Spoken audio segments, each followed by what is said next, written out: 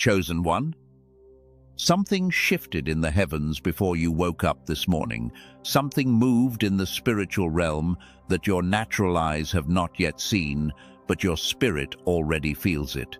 There is a reason you are here right now, listening to these words at this exact moment in time. This is not coincidence. This is not chance. This is not some algorithm randomly placing this message in front of you. This is divine orchestration at its most precise and intentional. What I am about to tell you will change the way you understand everything that has happened in your life up until this point. It will shift the lens through which you have been viewing your struggles, your delays, your seasons of waiting, and your moments of deepest doubt. And once this shift happens inside of you, once these words take root in your spirit, you will never go back to the old way of seeing things again. God is funding your life from now on. Let that truth land on you with its full weight. Not tomorrow, not next month, not after you fix yourself or clean yourself up or prove to the universe that you are finally worthy of receiving something good. From now on, the shift has already happened. The decree has already been made in the courts of heaven. The signature of the Most High has already been placed on the provision that carries your name. You have been operating under an old system, an expired contract of struggle and lack, and that contract has just been terminated. The terms of that old agreement, the ones that said you had to earn every single blessing through exhaustion and suffering, those terms have been voided. A new covenant of provision is being activated over your life, and it begins with this very moment. The season of barely enough is closing. The season of scraping by, of counting every coin with anxiety pressing down on your chest, of lying awake at 3 in the morning wondering how you will make it through the next week, that season is being sealed shut by the hand of God Himself. He is not just closing a door, He is welding it shut. He is placing a seal over it that cannot be broken by any force in heaven or on earth. And a new season is opening in its place, a season of overflow, a season of supernatural abundance that your natural mind cannot even begin to comprehend right now.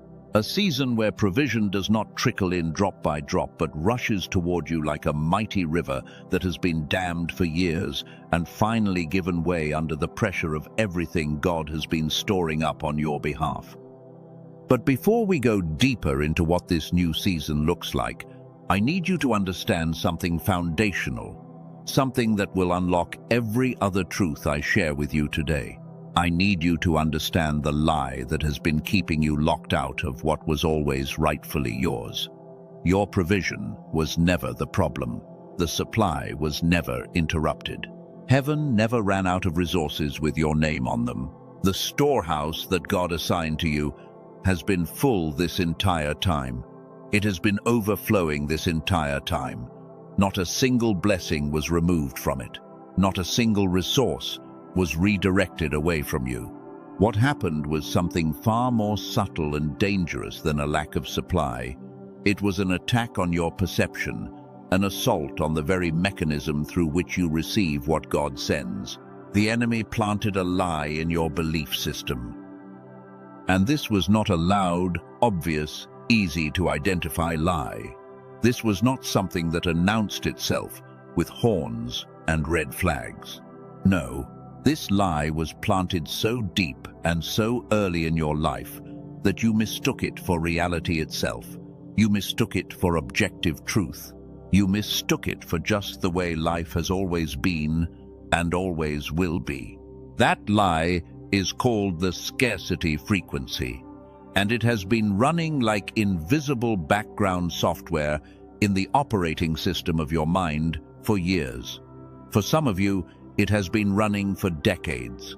It was installed in your childhood by the things you witnessed, the conversations you overheard, the financial stress that filled your home like a thick fog you breathed in every day without even knowing it was there. The scarcity lie tells you that there is never enough. It tells you that resources are limited, that provision is a finite pie, and if someone else takes a big slice, there is less remaining for you. It whispers that opportunities are scarce, that the good ones are already taken, that by the time anything reaches you, it will be the leftovers, the crumbs that fell from a table you were never invited to sit at. It tells you that abundance is reserved for other people, for luckier people, for more talented people, for people who were born into the right families, with the right connections, in the right cities. It tells you that the system was designed for their benefit, and you are just a spectator watching from the outside, pressing your face against the glass, watching other people feast while you go hungry. And here is what makes this lie so devastating. It does not just sit in your mind as an isolated thought that you can identify and remove. It becomes a filter. It becomes a lens. It weaves itself into how you interpret reality. It becomes the operating system through which every piece of information about your life gets processed and filed away. When a good opportunity appears, the scarcity filter makes you hesitate. It makes you second guess. It makes you spend so long analyzing and doubting that the window of opportunity closes before you ever step through it. The scarcity filter tells you it is too good to be true, that there must be a catch, that things like this do not happen to people like you. When money comes in, the scarcity filter makes you grip it with white-knuckled fear. You cannot enjoy it. You cannot steward it with wisdom, because wisdom requires peace, and the scarcity filter will not let you have peace around money. It tells you that more is not coming, that this is all there is, that the drought is always just around the corner, always lurking, always ready to return. When someone offers you help, the scarcity filter makes you suspicious. It tells you there must be strings attached, that nobody gives without wanting something in return. It robs you of the ability to receive with gratitude, because receiving requires trust.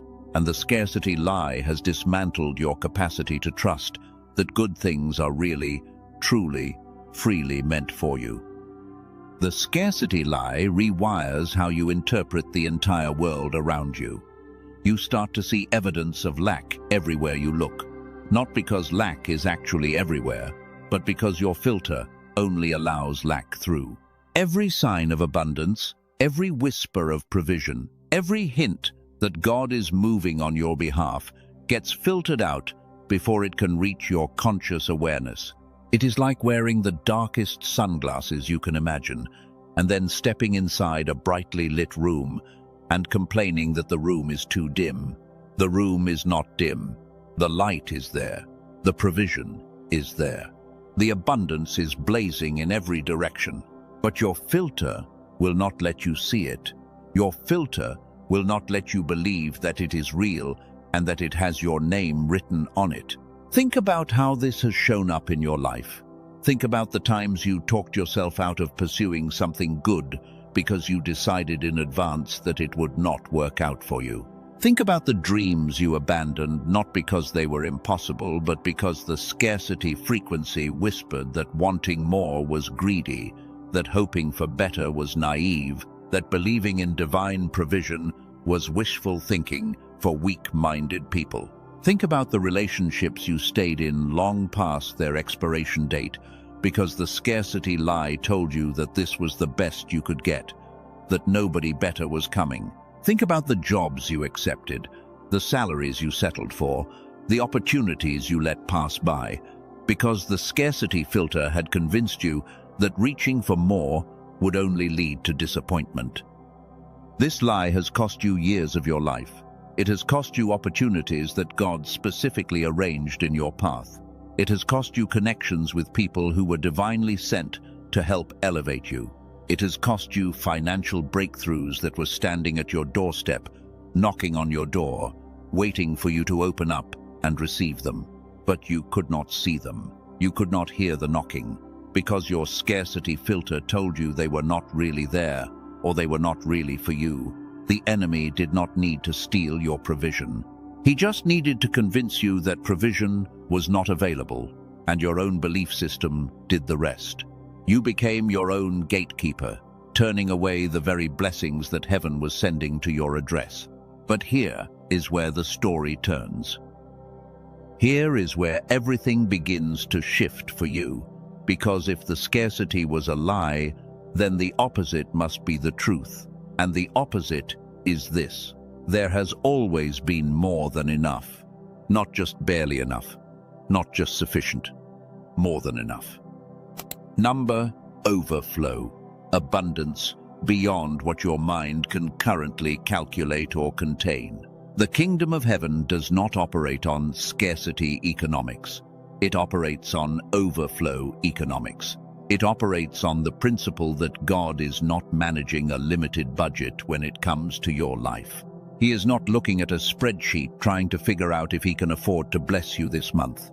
The cattle on 1,000 hills belong to him. The gold and silver in every mine belong to him. The wealth of entire nations is at his disposal. Your provision is not a strain on heaven. It is a drop in an infinite ocean of abundance that has no bottom, no walls, and no ceiling. And when this truth moves from your head down into your heart and takes root in the deepest soil of your spirit, the scarcity lie will begin to lose its power over you. It will begin to dissolve like morning fog in the presence of the rising sun. Now I need to address the most painful question you have been carrying. If God has always had provision for me, if the supply was never the problem, if heaven was never running low on resources with my name on them, then why has it taken so long? Why have I been waiting? Why have I been struggling? Why have I watched other people receive breakthrough after breakthrough while I remained in the same place year after year? This is one of the most important questions you will ever sit with, and the answer will either set you free or keep you trapped, depending on whether you receive it with your spirit or resist it with your wounded flesh. So I need you to listen carefully to what comes next. Your provision was delayed. It was not denied. And there is a universe of difference between those two words. Denied means it was taken from you permanently, that God looked at your request and said no, that there is no future for what you have been asking for. But delayed. Delayed means the timing was not yet aligned. Delayed means something in you or around you was not yet prepared to hold the weight of what God was getting ready to release. Delayed means the foundation of your life was still being poured, still being reinforced, still being tested for structural integrity. And God, in His wisdom and His mercy, would not pour a fortune of blessing into a foundation that had cracks in it. He would not build a mansion of provision on ground that had not been properly prepared to support the weight of what He was constructing. Consider the story of Joseph in the ancient scriptures. Here was a young man who received a dream directly from God, a vivid vision of greatness, a promise that he would rise to a position of extraordinary influence and provision that would affect not just his own life, but the lives of entire nations. The dream was clear. The promise was specific. The calling was undeniable. And what happened immediately after that dream was given? Everything fell apart. His own brothers sold him into slavery out of jealousy and spite. He was dragged to a foreign land where nobody knew his name or cared about his destiny. He served faithfully in a powerful household only to be falsely accused and thrown into a dark prison cell where he was forgotten by the very people he had helped. Year after year passed in that prison. Year after year, the dream God gave him seemed more impossible, more like a cruel joke than a divine promise. Can you imagine holding a promise from God in your heart while sitting in chains in a place that looked nothing like the fulfillment of that promise? Can you imagine the doubt that crept in during those long, silent nights when heaven seemed to have forgotten his address? But here is what Joseph could not see from inside the prison walls.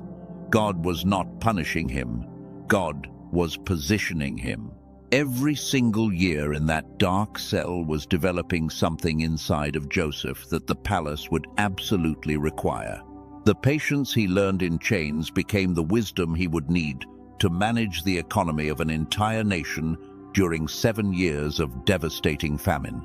The humility he gained from being forgotten became the character foundation that would sustain him when the whole known world depended on his decisions. The pain of betrayal taught him a depth of discernment that no classroom could have given him, so that when he finally stood before Pharaoh, he could interpret not just the dreams of kings, but the hidden motives and intentions of men. The delay was never about punishment. It was about preparation. And the same truth applies to you right now, in this exact moment of your journey. Everything you have been through, every hardship that felt meaningless, every season of waiting that felt endless, every moment when you cried out to God and heard nothing but the echo of your own voice in what felt like an empty room, it was all preparation. Your capacity was being expanded to hold what is coming. Your character was being refined in the furnace of difficulty so that it could withstand the heat of the spotlight that favor will place on you. Your spiritual muscles were being strengthened through resistance, because what God is about to release into your life requires a version of you that the comfortable, unchallenged version could never have become. This is why some people receive sudden wealth and it destroys them. This is why some people get everything they prayed for and still feel empty, still feel lost. They received the provision before the preparation was complete. They got the blessing without the backbone to carry it. They received the weight of abundance without the strength to hold it, and it crushed them under its own glory. God loves you too much to give you something that would break you. He loves you too much to hand you influence before you have the integrity to steward it with wisdom. He loves you too much to pour the oil of abundance into a vessel that still has fractures in its walls, because the abundance would leak out and leave you emptier than you were before. So the delay was love. The waiting was mercy disguised as silence. The years that felt wasted were years of invisible construction happening beneath the surface of your life where you could not see it. God was reinforcing the walls of your character. He was deepening the foundation of your faith. He was expanding the capacity of your heart and your mind and your spirit so that when the floodgates of provision finally swing open, and they are swinging open now, you will be able to hold everything that comes through. You will be able to manage it with wisdom. You will be able to multiply it with faith. You will be able to steward it in a way that honors both God and the sacred calling He has placed on your life. Now, let me introduce you to a concept that will reshape how you understand divine provision. I want you to think about radio waves for a moment. Right now, as you are listening to this message, there are thousands of radio signals passing through the air all around you. Music, news broadcasts, emergency signals, digital data, all of it traveling through the atmosphere at this very moment, invisible to your natural senses. But you cannot hear any of it. Not a single note of music, not a single word of news. Because hearing those signals requires a receiver tuned to the exact frequency on which they are being broadcast. The signal is there, the broadcast is happening right now, but without a receiver locked onto the correct frequency, all of that information is as if it does not exist. Divine provision works on this same principle. There is a provision frequency, a spiritual wavelength on which God continuously broadcasts blessing, opportunity, favor, divine connections, and breakthrough into your life. This frequency is always active. It has never been turned off. Not once, not for a single moment of your existence, has God stopped transmitting provision in your direction. He did not put your blessings on hold. He did not decide you were unworthy and redirect your supply to someone more deserving. The broadcast has been continuous, relentless, faithful, and specifically calibrated to match your life, your purpose, your calling, and your destiny. Every single day, provision has been transmitting on the frequency assigned to you. The problem was never with the signal, the problem was with your receiver, and I need you to hear this not as condemnation, but as empowerment, because if the problem were with the signal, you would be powerless. But if the problem is with the receiver, then there is something within your power to change. There is a recalibration available to you right now, and that is exactly what this message is designed to initiate inside of you. Your internal receiver, the part of your spirit and your mind designed by God to detect and receive divine provision, has been offline. Not broken beyond repair, not destroyed permanently, just offline. Just temporarily disconnected from the frequency that has been carrying everything you have been crying out for, everything you have been praying about, everything you have been losing sleep over. And understanding why your receiver went offline is the critical first step to bringing it back into full alignment with the provision frequency. So let me explain what happened to you, because once you understand the mechanism, you can reverse it. Think about what happens to a radio during a violent storm. The static overwhelms the signal. The interference drowns out the music completely. The broadcast is still happening. The radio station is still transmitting with full power. But the receiver cannot separate the signal from the noise. Everything becomes a wall of static, and the beautiful music that was always there becomes completely inaudible. That is exactly what has been happening inside your spirit. The storms you have been through, and I know they have been severe, the financial stress, the emotional trauma, the relational pain of betrayal and abandonment, the crushing weight of disappointment when doors closed in your face, all of it created massive amounts of static in your spiritual receiver. All of that pain generated wave after wave of interference that made it impossible for you to hear, to sense, to perceive the provision that was being broadcast directly to you. The signal never stopped. God never stopped transmitting. But the storms of your life created so much noise inside of you that the signal was drowned out completely. Stress alone is powerful enough to take your entire receiver offline. When you are locked in survival mode, when your nervous system is frozen in a state of fight or flight, your entire being narrows its focus to immediate threats. You lose the ability to perceive anything beyond the next danger, the next bill, the next crisis. You cannot perceive divine opportunity when your body genuinely believes you are in physical danger. You cannot recognize provision when your mind is consumed with rehearsing worst-case scenarios on an endless loop.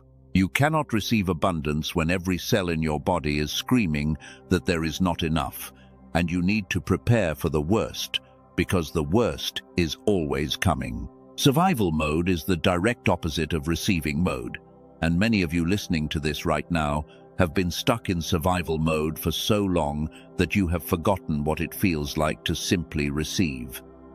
Fear compounds the problem exponentially. Fear is not just an emotion that you feel and then release. It is a frequency disruptor. It is spiritual static of the highest magnitude. When fear enters your system and takes up residence in your body, it actively jams the signal between you and your provision. It scrambles the coordinates. It corrupts the data. It makes you unable to tell the difference between a divine opportunity and a random coincidence. Fear tells you that the door God just opened is actually a trap designed to hurt you. Fear tells you that the person God sent to help you is actually going to betray you, just like the last one did.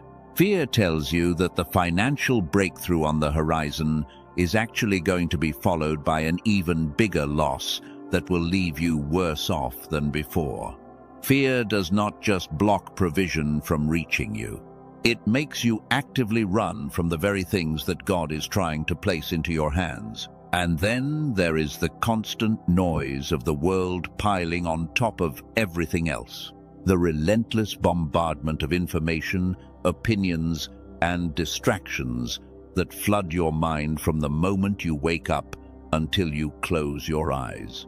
Social media feeds showing you curated highlight reels of everyone else receiving exactly what you have been praying for. News cycles engineered to keep you in a permanent state of anxiety and dread.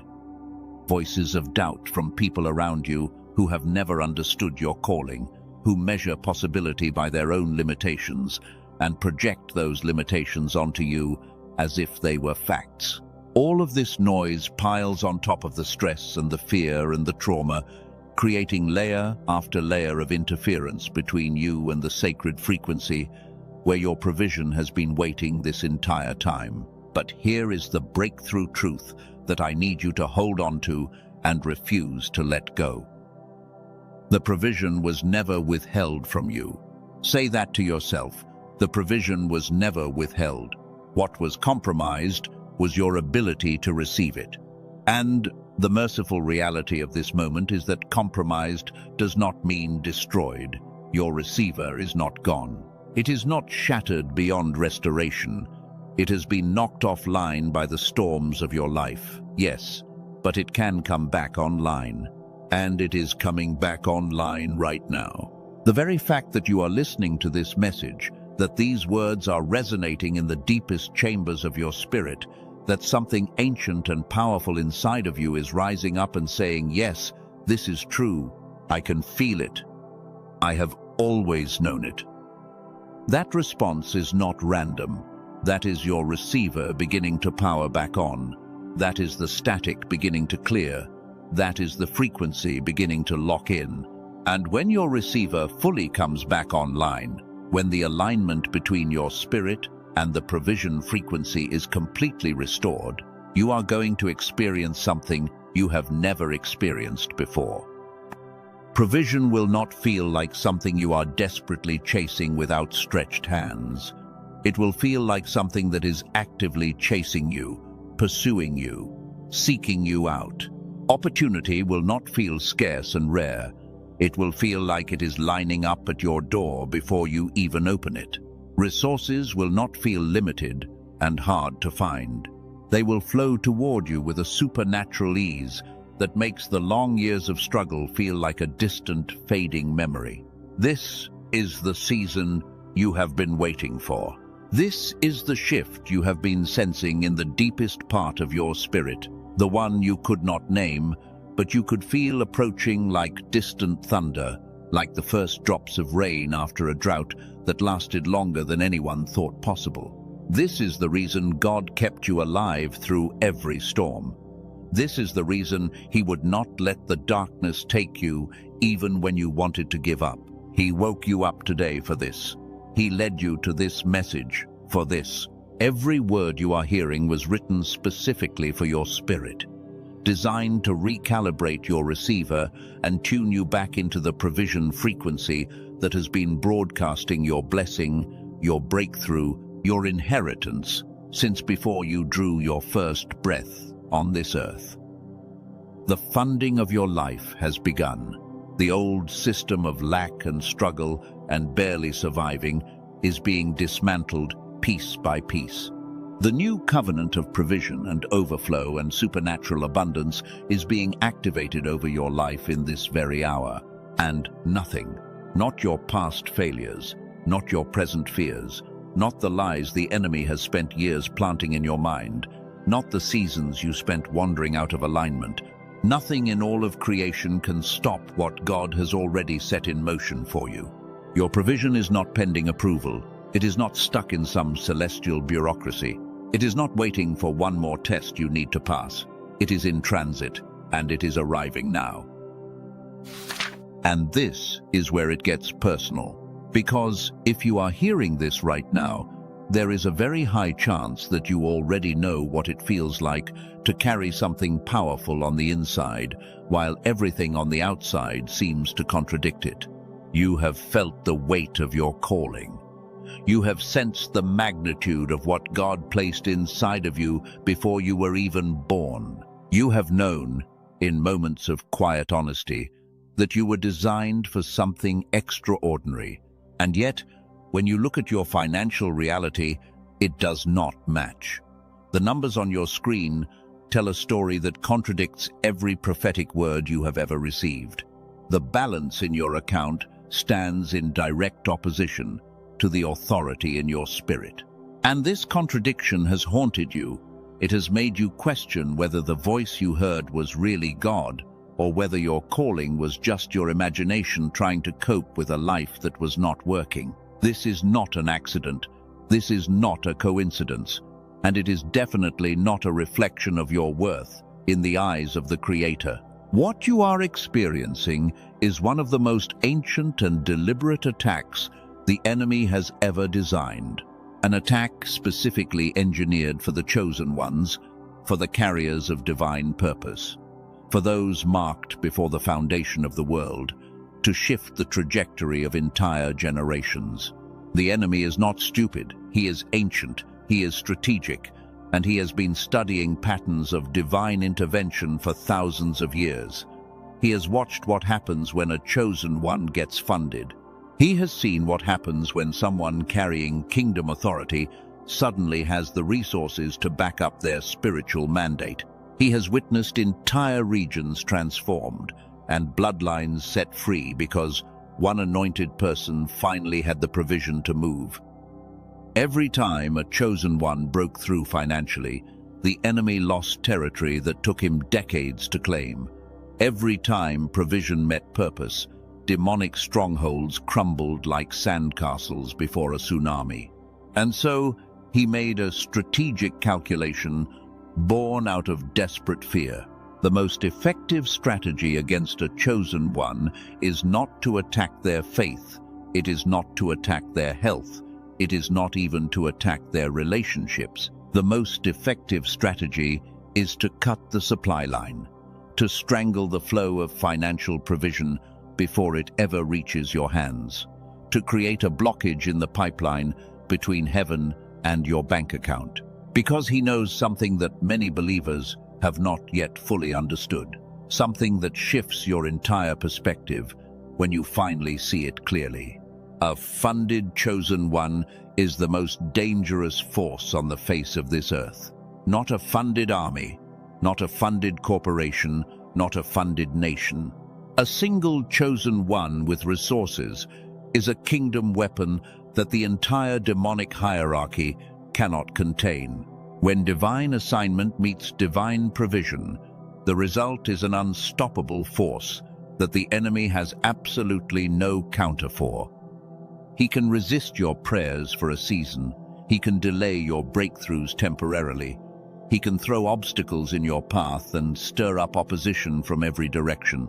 But when heaven funds your calling, there is no demon, no principality, no territorial spirit that can stand in the way of what God is about to do through you. Nothing. Absolutely nothing. This is why the attack on your finances has been so relentless, so personal, so surgical in its precision. Because it is personal, every financial setback you have experienced was not random bad luck. It is a calculated, sustained assault on your provision. Because the enemy is absolutely terrified of what happens when you are fully funded. He has glimpsed the plans that God has for your life. He has intercepted just enough prophetic signal to understand that when you break through financially, his kingdom suffers a blow it cannot recover from. And so he has devoted immense resources to keeping you in financial struggle. Assigned spirits, specifically tasked with disrupting your income. Strategic interference designed to make every financial door slam shut. Think about every chosen one you know. Every person carrying genuine spiritual authority, every person walking in authentic divine calling. How many of them have struggled financially? How many of them have carried enormous spiritual gifts while barely making ends meet? How many of them have spoken prophetic words that shook the atmosphere but could not pay their electric bill that same month? The pattern is unmistakable, and it is not from God. It was never from God. It is the fingerprint of an enemy strategy that has been operating unchecked for far too long. But its days are numbered. And the very fact that this pattern is now being exposed, that something in your spirit is resonating with truth is proof that the season of financial bondage for chosen ones is coming to an end. This brings us to one of the most painful paradoxes that a chosen one will ever face: the paradox of spiritual wealth existing alongside physical lack. A paradox so cruel, so disorienting, that it has broken the spirits of some of the most powerful carriers of divine purpose this generation has ever produced. You can carry the ability to prophesy over nations and still struggle to cover your rent. You can lay hands on the sick and watch them recover, carrying healing virtue in your very touch, and yet not be able to afford your own medication. You can walk into a room and the entire spiritual atmosphere shifts because of the authority you carry, and yet your bank account tells a completely different story about your life.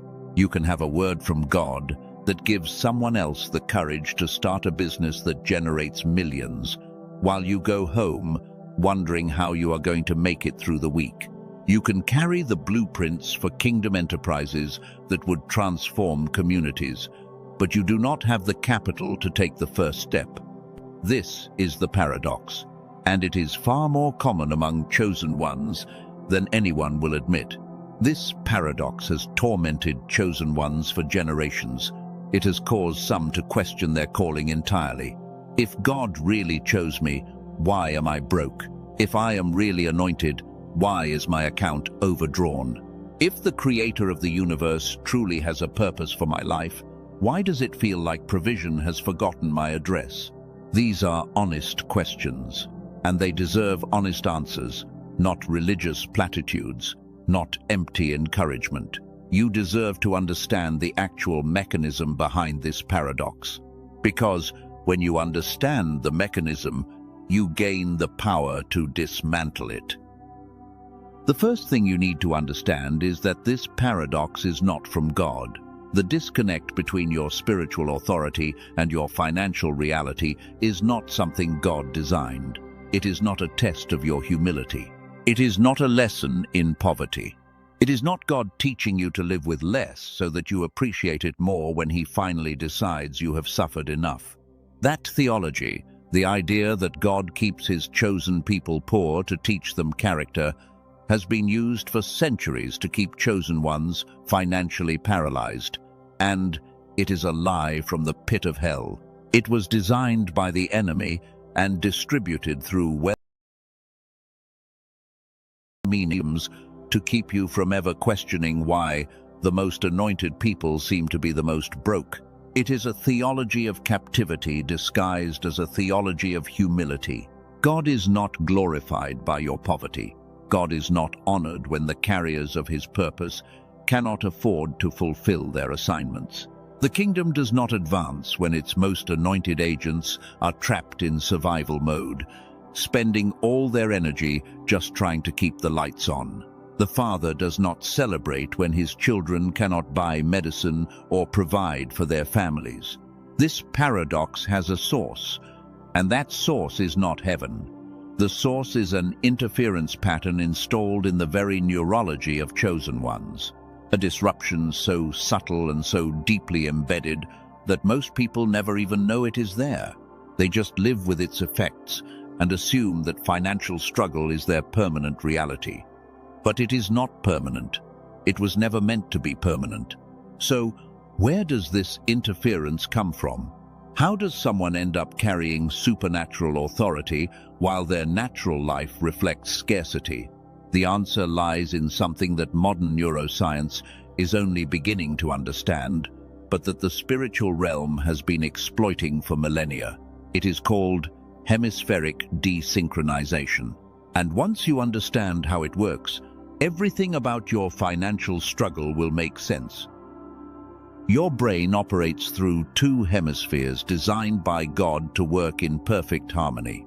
The left hemisphere handles logic, analysis, strategic planning, numerical reasoning, and practical execution. It is the part of your mind that creates spreadsheets, calculates risks, manages timelines, and turns vision into actionable steps. It is the builder, the executor, the implementer. The right hemisphere handles intuition, creativity, spiritual perception, pattern recognition, divine downloads, and prophetic insight. It is the dreamer, the receiver, the visionary. It perceives what the natural eye cannot see and downloads blueprints from the throne room of heaven.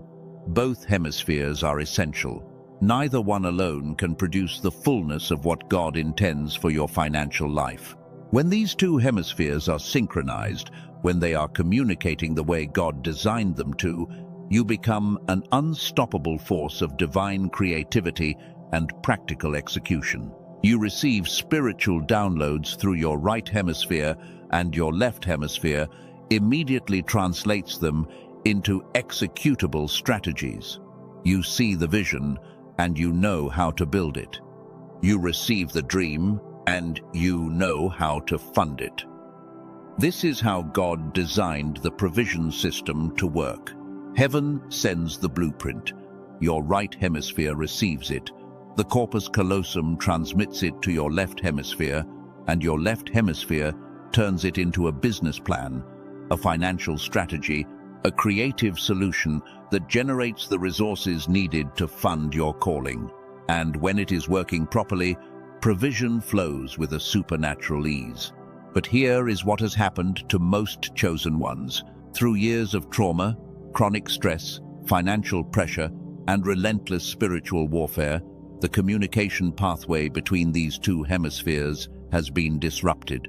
The bridge between them, the corpus callosum, has been functionally compromised, not destroyed, not permanently damaged, but severely diminished in its ability to transmit information between the two sides of your brain. This is hemispheric desynchronization, and it is the hidden mechanism behind the provision paradox that has plagued your life. Your right hemisphere is still receiving from heaven. You still get the downloads, the visions, the creative ideas, but those signals cannot cross over to your left hemisphere, where they would be translated into financial strategies and executable steps. The divine signal gets lost in transit. And on the other side, your left hemisphere might occasionally generate practical financial ideas. But without the creative and spiritual input from the right hemisphere, those plans feel flat, uninspired, and disconnected from your purpose. You might create a budget, but it does not account for the supernatural dimension of your calling. The two halves of your mind are operating independently. The result is like two musicians in separate rooms playing different songs at different tempos. Neither one can hear the other. Neither one can adjust to the other. And what comes out is noise instead of music, confusion instead of clarity, stagnation instead of flow. This is a literal neurological reality that is measurably affecting your ability to create, receive, and manage financial resources. This desynchronization manifests in 3 specific symptoms when it comes to your finances. I want you to listen carefully to each one, because recognizing these symptoms is the first step toward your restoration. Diagnosis must always precede treatment. You have to name what is happening before you can heal from it. The first symptom is mental fog around money. You know this feeling. You have lived with it for so long that you might have forgotten what clarity around finances even feels like. It is that strange clouding that descends over your mind whenever you need to think about finances. Numbers that should be simple become overwhelming. Decisions that should be straightforward become impossibly complex. You avoid looking at your bank statements, not because you are irresponsible, but because something in your neurological system cannot process the information without triggering a cascade of stress responses. You procrastinate on financial decisions, not out of laziness, but because your brain is trying to use only one hemisphere to do a job that requires both. It is like trying to clap with one hand. Without the other hand meeting it, there is no sound, no impact, no result. You sit down to do your taxes, and your mind goes blank within minutes. You try to create a financial plan, and the fog rolls in so thick that you cannot see past the current month. You open a spreadsheet, and the numbers swim before your eyes, not because you lack intelligence, but because the analytical hemisphere cannot access the creative hemisphere for the pattern recognition that would make those numbers meaningful. This financial fog has caused you to miss opportunities that were divinely orchestrated for your breakthrough. There were doors that opened at exactly the right time, but your mind was too clouded to see them clearly or to move quickly enough before they closed. There were ideas that could have generated significant income, but the fog made them seem too complicated to pursue. There were people who tried to help you, strategic connections that God placed in your path, but the fog made their words sound like noise instead of navigation. You could not receive what they were offering because the fog made everything feel overwhelming, and so you retreated, you pulled back. You defaulted to survival mode because at least survival mode was familiar, even if it was destroying you. And every time you beat yourself up about it, every time you called yourself lazy or undisciplined or bad with money, you were punishing yourself for a neurological disruption, not a character flaw. You were blaming yourself for a condition you did not create, did not choose, and did not understand. But that changes today, because now you see it. Now you understand what was happening. And understanding is the beginning of freedom. The second symptom is emotional volatility around money. This is where small financial setbacks feel absolutely catastrophic, wildly out of proportion to their actual impact. A normal person might receive an unexpected bill and feel mild frustration, a momentary annoyance that they process and move past within hours. But for a chosen one operating in hemispheric desynchronization, that same bill feels like the end of the world. It triggers a disproportionate emotional response because the two hemispheres are fighting each other. Your right hemisphere sounds the alarm at maximum volume, flooding your system with fear and dread, appropriate for a life-threatening emergency, not an unexpected car repair. Meanwhile, your left hemisphere tries to calculate and strategize, but is completely overwhelmed by the emotional flood. The result is paralysis disguised as panic. You swing between hope and despair, sometimes within the same hour. One day you feel absolutely certain that your breakthrough is coming. You can sense it in your spirit. You feel the alignment, the divine timing, the supernatural orchestration moving pieces into place. And then, the next day, one phone call from a creditor sends you spiraling into the deepest pit of hopelessness. And you wonder which version is real, the hope or the despair. This is not spiritual inconsistency. This is not weak faith. This is two hemispheres that cannot communicate, sending you contradictory signals that your conscious mind has no way to reconcile. Your right hemisphere is receiving genuine prophetic assurance from heaven, and your left hemisphere is looking at the numbers and concluding that the situation is hopeless. Both are reporting what they see, but they cannot integrate their perspectives. And the volatility compounds the problem because every emotional spike floods your system with cortisol and adrenaline, stress hormones that further impair hemispheric communication. The more volatile you become around money, the more desynchronized your brain gets. And the more desynchronized your brain gets, the more volatile you become.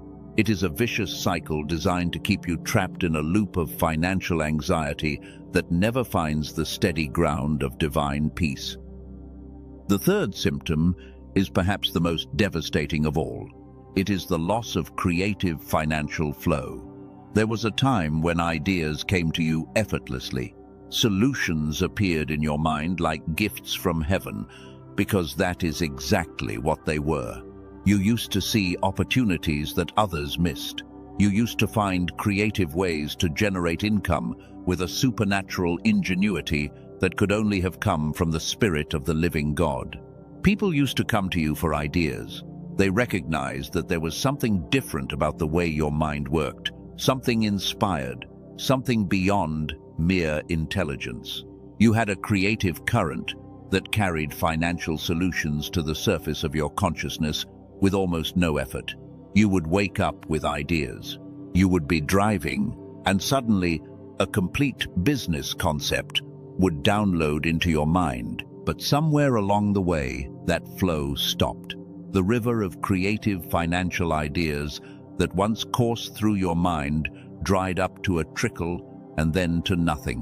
Where there was once a roaring river of divine creativity, there is now a dry riverbed, cracked, empty, silent, and you have stood beside that dry riverbed wondering what you did wrong, wondering why God stopped sending the ideas. Now, when you need a financial breakthrough, when you sit down and try to think of solutions, your mind goes blank. Not because the ideas stopped coming from heaven. They did not.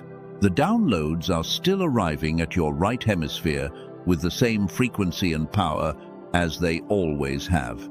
Heaven has not reduced its output. The blueprints are still being transmitted from the throne room at full strength. But they cannot cross the bridge to your left hemisphere, where they would become actionable strategies, executable plans, fundable proposals. The corpus callosum has been so compromised by years of stress and trauma that the creative downloads pile up on one side with no way to reach the other side where they could actually change your financial life.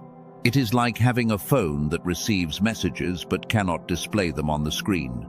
The messages are there. Heaven sent them. Every single one arrived safely. But the display is broken, so you stare at a blank screen and wonder why God has gone silent. He has not gone silent.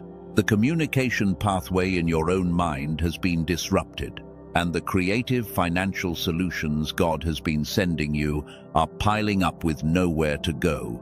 Some of those downloads contain ideas that would have generated more income in a single month than you have seen in the past 5 years.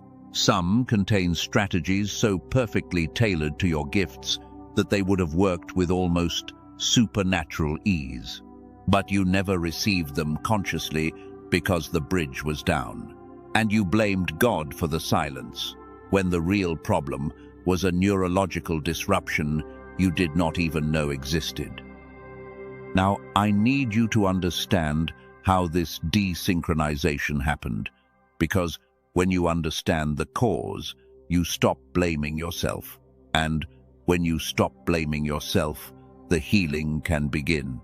Shame is one of the primary tools the enemy uses to keep the desynchronization in place.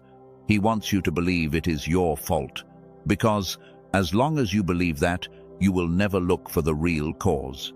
This desynchronization did not happen overnight. It did not happen because of one bad decision or one traumatic event. This happened gradually, over years, sometimes over decades, as your brain adapted to sustained environments of stress and survival mode existence. Layer by layer, year by year.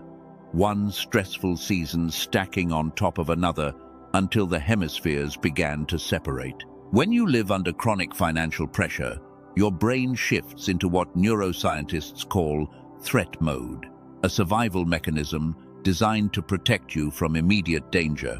In threat mode, the brain consolidates resources into areas responsible for fight, flight, and freeze responses. It pulls energy from the prefrontal cortex, which governs long-term planning and creative thinking. And most critically, it reduces the bandwidth of the corpus callosum, the bridge between your two hemispheres.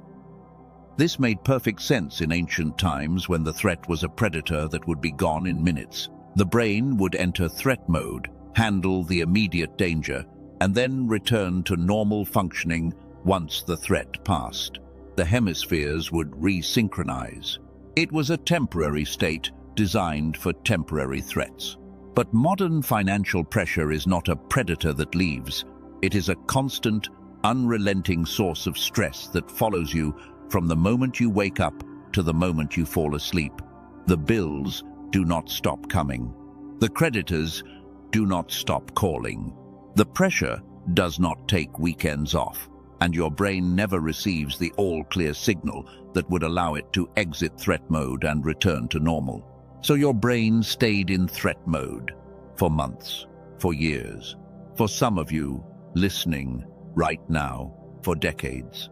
And during all that time, the communication between your hemispheres was being systematically reduced, not because something was wrong with you, but because your brain was doing exactly what it was designed to do in the presence of sustained threat. It was prioritizing survival over creativity. But in protecting you, it cut you off from the very cognitive resources you needed to escape the financial pressure that triggered the response. Do you see the trap? The financial pressure caused threat mode. Threat mode reduced your access to creative solutions. The lack of solutions kept you in financial pressure, and the continued pressure kept your brain locked in threat mode. It is a prison with no visible bars. This is not a character flaw. I need you to hear that. This is not laziness. This is not a lack of discipline. This is a neurological adaptation to an environment of sustained pressure. It has a name. It has a mechanism. And most importantly, it has a solution. Because what was desynchronized can be resynchronized. What was disconnected can be reconnected. What the enemy used years to pull apart, God is about to put back together in a fraction of the time. And here is what makes this moment different from every other moment in your financial journey. Right now, something is already shifting. The very act of understanding what happened to you is the beginning of the reconnection. Awareness is the first signal your brain needs to begin restoring hemispheric communication. When you stop blaming yourself and start understanding the mechanism, your nervous system begins to relax. And when it relaxes, the corpus callosum begins to reopen. You are not broken. You never were. You are a chosen one whose provision circuits were disrupted by an enemy who understood that funded purpose is his greatest threat. But the disruption was never permanent. It was never meant to last. It was a temporary interference in a system designed by God for abundance, for overflow, for supernatural provision that defies every natural limitation. And that system is coming back online right now. The fog is beginning to lift. Can you feel it? That heaviness around your mind when you think about finances, it is getting lighter. The volatility is beginning to settle.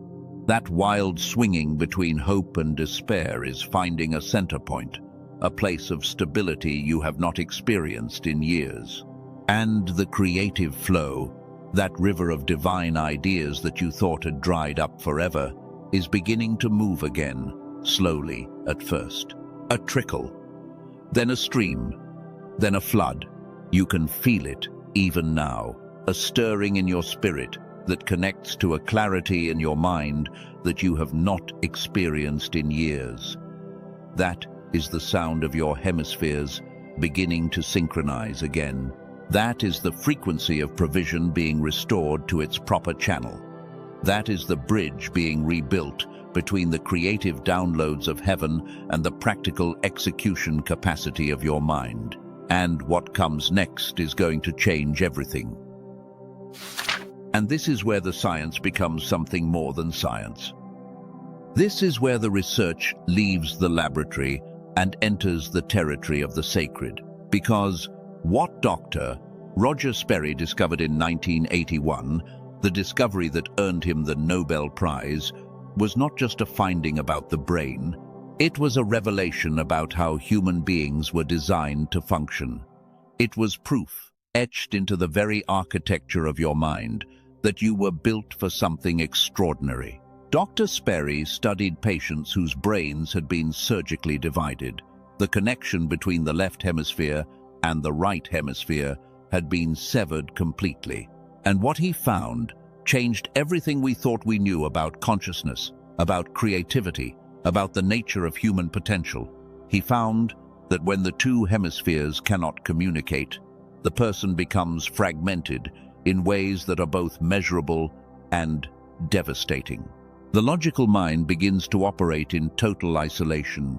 It can still calculate and analyze and perform the mechanical functions of rational thought, but it has lost access to the partner it was designed to work alongside. And simultaneously, the creative mind operates in its own isolation. It can still feel and sense and generate the raw material of inspiration, but it has no way to send that material across the bridge to the hemisphere that could organize it into action. Think about that for a moment. When the bridge between these two halves of your mind is disrupted, you lose access to your complete self. You can still think, but not with the depth that was designed for you. You can still create, but not with the power that was placed inside you. You can still solve problems, but not with the integrated intelligence that was your birthright from the very beginning. And here is what the spiritual tradition has always known, what the ancient texts have always pointed toward, that wholeness is not a luxury. Wholeness is the foundation of everything. When the scripture speaks of a sound mind, when it speaks of renewal and transformation, it is speaking about exactly this: the restoration of communication between the parts of you that were designed to work together, the reunification of logic and intuition, reason and revelation, the wholeness that makes provision possible. This is not a metaphor. This is not abstract theology dressed up in scientific language. This is the literal, neurologically measurable reality of how your brain was designed to function. Two hemispheres, connected by a bridge of 200 million nerve fibers, working in perfect synchronization to give you access to the full spectrum of human intelligence, logic and creativity, analysis and intuition, planning and vision, both sides firing together, producing a quality of thought that neither hemisphere can achieve alone. Now consider what happens when this communication breaks down in your daily life, not through surgery, but through years of stress and decades of financial pressure, through the constant bombardment of fear and anxiety that modern life has become. The same disconnection that Dr. Sperry observed in his patients begins to happen gradually, silently, in millions of people who have no idea why they feel stuck, who have no idea why the answers will not come, who have no idea why provision seems to flow to everyone around them but somehow misses their door. The left hemisphere, your analytical mind, becomes hyperactive under chronic stress. It runs calculations of scarcity all day long. It counts what you do not have. It measures what you owe. It projects worst-case scenarios into your future with relentless precision. It becomes a machine of worry, grinding through the same anxious equations from the moment you wake up until you finally fall asleep. And meanwhile, the right hemisphere, the seat of your creative vision, the place where intuitive solutions are born, the receiver designed to pick up divine frequency, goes quiet. Not because it is broken, but because the bridge between the two has been so compromised by chronic stress that the signal cannot get through anymore. The creative mind is still generating ideas, but those ideas are dying in transit, lost in the neurological static of a brain consumed by survival thinking. This is not theory. This has been documented in peer-reviewed neuroscience journals for over 4 decades. Chronic stress literally changes how your brain hemispheres communicate. The corpus callosum, that massive bundle of nerve fibers connecting left and right, becomes less efficient under prolonged pressure. The electrical signals that should flow freely between your analytical mind and your creative mind get weaker, get slower, get lost in the noise of survival mode thinking. And this degradation does not happen overnight. It happens across years, across decades, one stressful month after another, one financial crisis after another, one sleepless night of worry after another. Each episode of chronic stress erodes that bridge just a little more. And because it happens so gradually, you do not even notice the decline. You simply accept the fog as normal. You accept the sluggishness as just who you are now. What does that look like in your actual life? It looks like a person who works hard but never gets ahead. Someone who puts in more hours than anyone around them, but somehow ends up with less to show for it. Someone who prays for breakthrough but cannot receive the ideas that would create it. Someone who hears about abundance and reads about provision, but feels like there is a glass wall between those promises and their daily reality. It looks like a believer who knows in their spirit that God has more for them, but whose mind has become so fragmented by years of financial stress that they cannot access the faculties they need to step into that more. The receiver is intact. The broadcast has never stopped. But the connection between the hemispheres that would allow you to translate divine inspiration into practical action has been degraded by the very circumstances you are trying to escape. This is the cruel cycle that traps millions of chosen ones in a prison they cannot even see. The stress of lack creates the neurological condition that prevents you from solving the problem of lack. The worry about provision disrupts the exact brain function you need to receive provision. It is a loop that willpower alone cannot break, because you are not fighting a character flaw or battling laziness or a lack of faith. You are dealing with a measurable, scientifically documented disruption in the way your brain was designed to operate.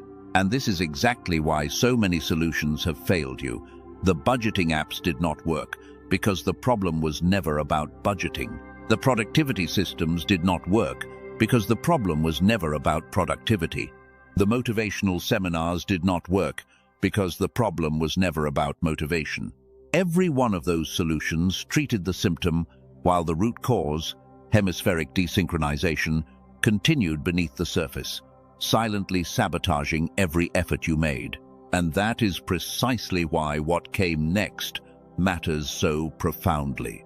Because once the problem was understood at this level, once science had mapped the exact mechanism of the disruption, the path to restoration became clear. Not through more effort or discipline, not through working harder or praying longer, though prayer remains vital, but through directly addressing the neurological bridge that had been compromised. Through restoring communication between the two hemispheres so your full capacity could come back online. This is where a researcher named Dr. Daniel Barone entered the picture. Dr. Barone had spent years studying hemispheric synchronization, the science of bringing the left and right brain back into coherent communication. He understood what Sperry had discovered. He understood the implications for ordinary people under extraordinary stress, and he understood that millions were living in a state of neurological fragmentation without ever knowing a solution existed. What Dr. Barone developed is something called neural sync technology, and I need you to understand what this is and what it is not, because there is a great deal of noise about brain training and mental exercises, and most of it is surface level at best. This is fundamentally different.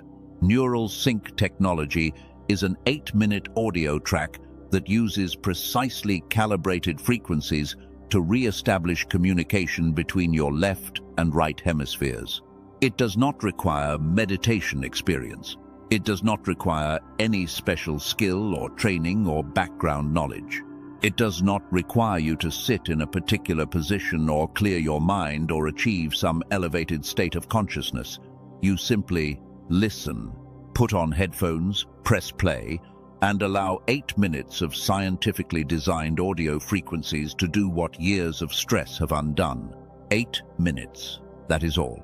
8 minutes of listening to a specifically designed audio pattern that synchronizes the electrical activity between your two hemispheres. It restores the bridge. It reopens the channel between your analytical mind and your creative mind, between your logical capacity and your intuitive receiver. And when that channel reopens, the ideas start flowing again. The solutions that were always there but could not reach your conscious awareness begin to surface. The provision frequency that God has been broadcasting toward you all along finally has a receiver capable of receiving it. Dr. Barone compiled this technology into something he calls the genius switch. And the name is not marketing language. It is descriptive of what actually happens. Because what occurs when you synchronize your hemispheres is like flipping a switch in your mind. Functions that were dormant come alive. Capacities that were suppressed re-emerge. Patterns that were invisible become obvious. The fog over your thinking lifts, and what was always underneath becomes visible for the first time in years. Now, I want you to understand something about the timing of this, because if you have been paying attention to the pattern unfolding in this message, you know that nothing here is accidental. The fact that you are hearing this right now is not random. The fact that this technology exists at this particular moment in history is not coincidence.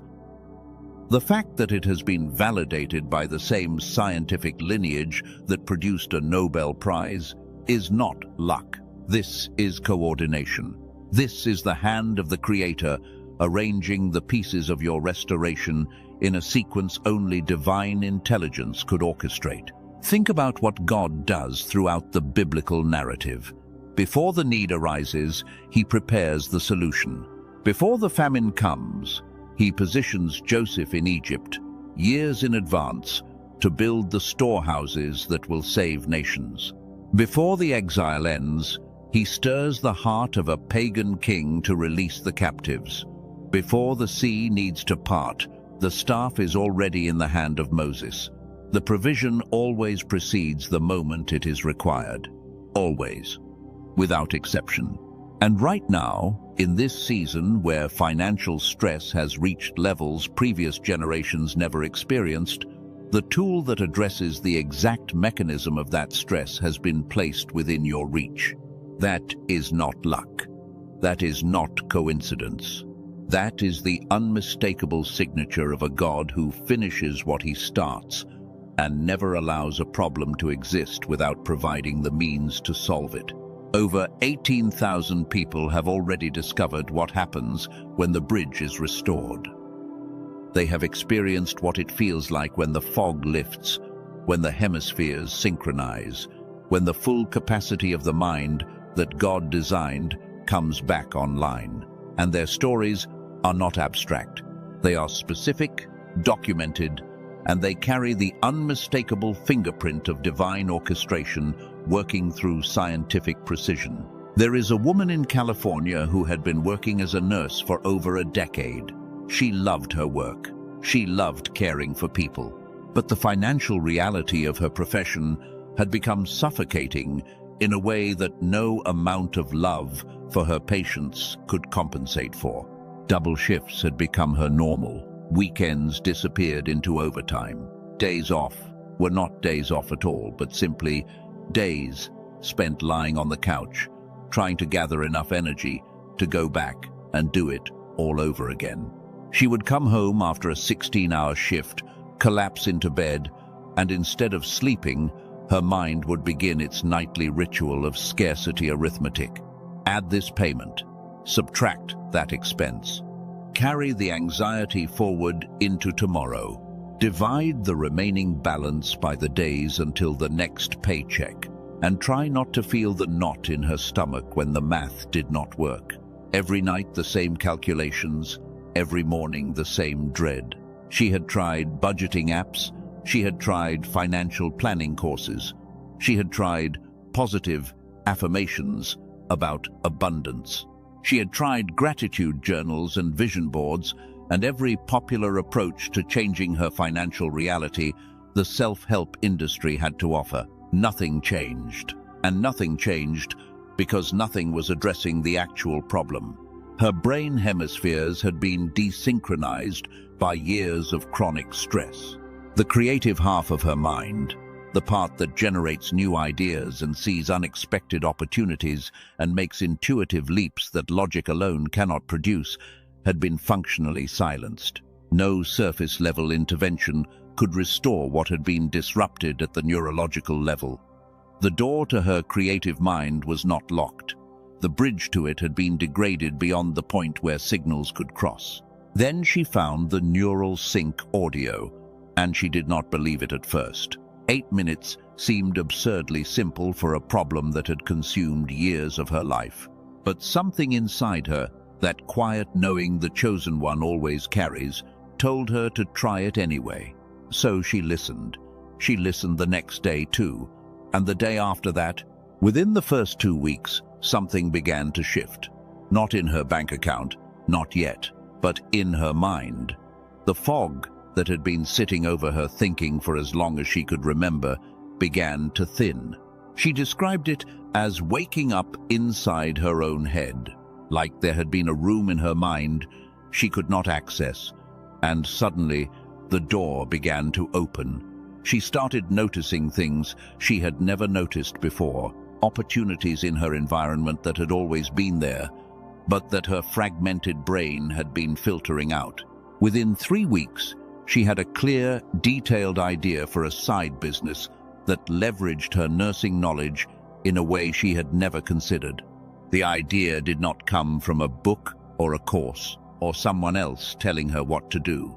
It came from her own mind, from the creative hemisphere finally reconnected to her analytical abilities. She could see the idea and she could plan the execution, both hemispheres working together for the first time in years. Within 3 months, that side business was generating income that exceeded her nursing salary. Let that settle into your spirit. The additional income from an idea that her own brain produced, once the hemispheres were synchronized, was greater than the salary she had been destroying her health for, with double shifts and endless overtime. The ideas had always been there. The capacity had always been there. The provision had always been there. But the bridge had been down, and until it was restored, none of it could reach her conscious awareness. She said the clearest thing anyone has said about this experience. She said that for the first time in years, she could think clearly about money, not with anxiety, not with fear, not with the desperate scarcity calculations that had consumed every waking hour, but with clarity, with creativity, with the integrated intelligence that God had placed inside her from the beginning. The broadcast had always been there. The receiver had always been there. The neural sync audio simply restored the connection between them. And then there is a man from Houston, Texas, a creative professional who had built his career on the strength of his ideas and the quality of his vision.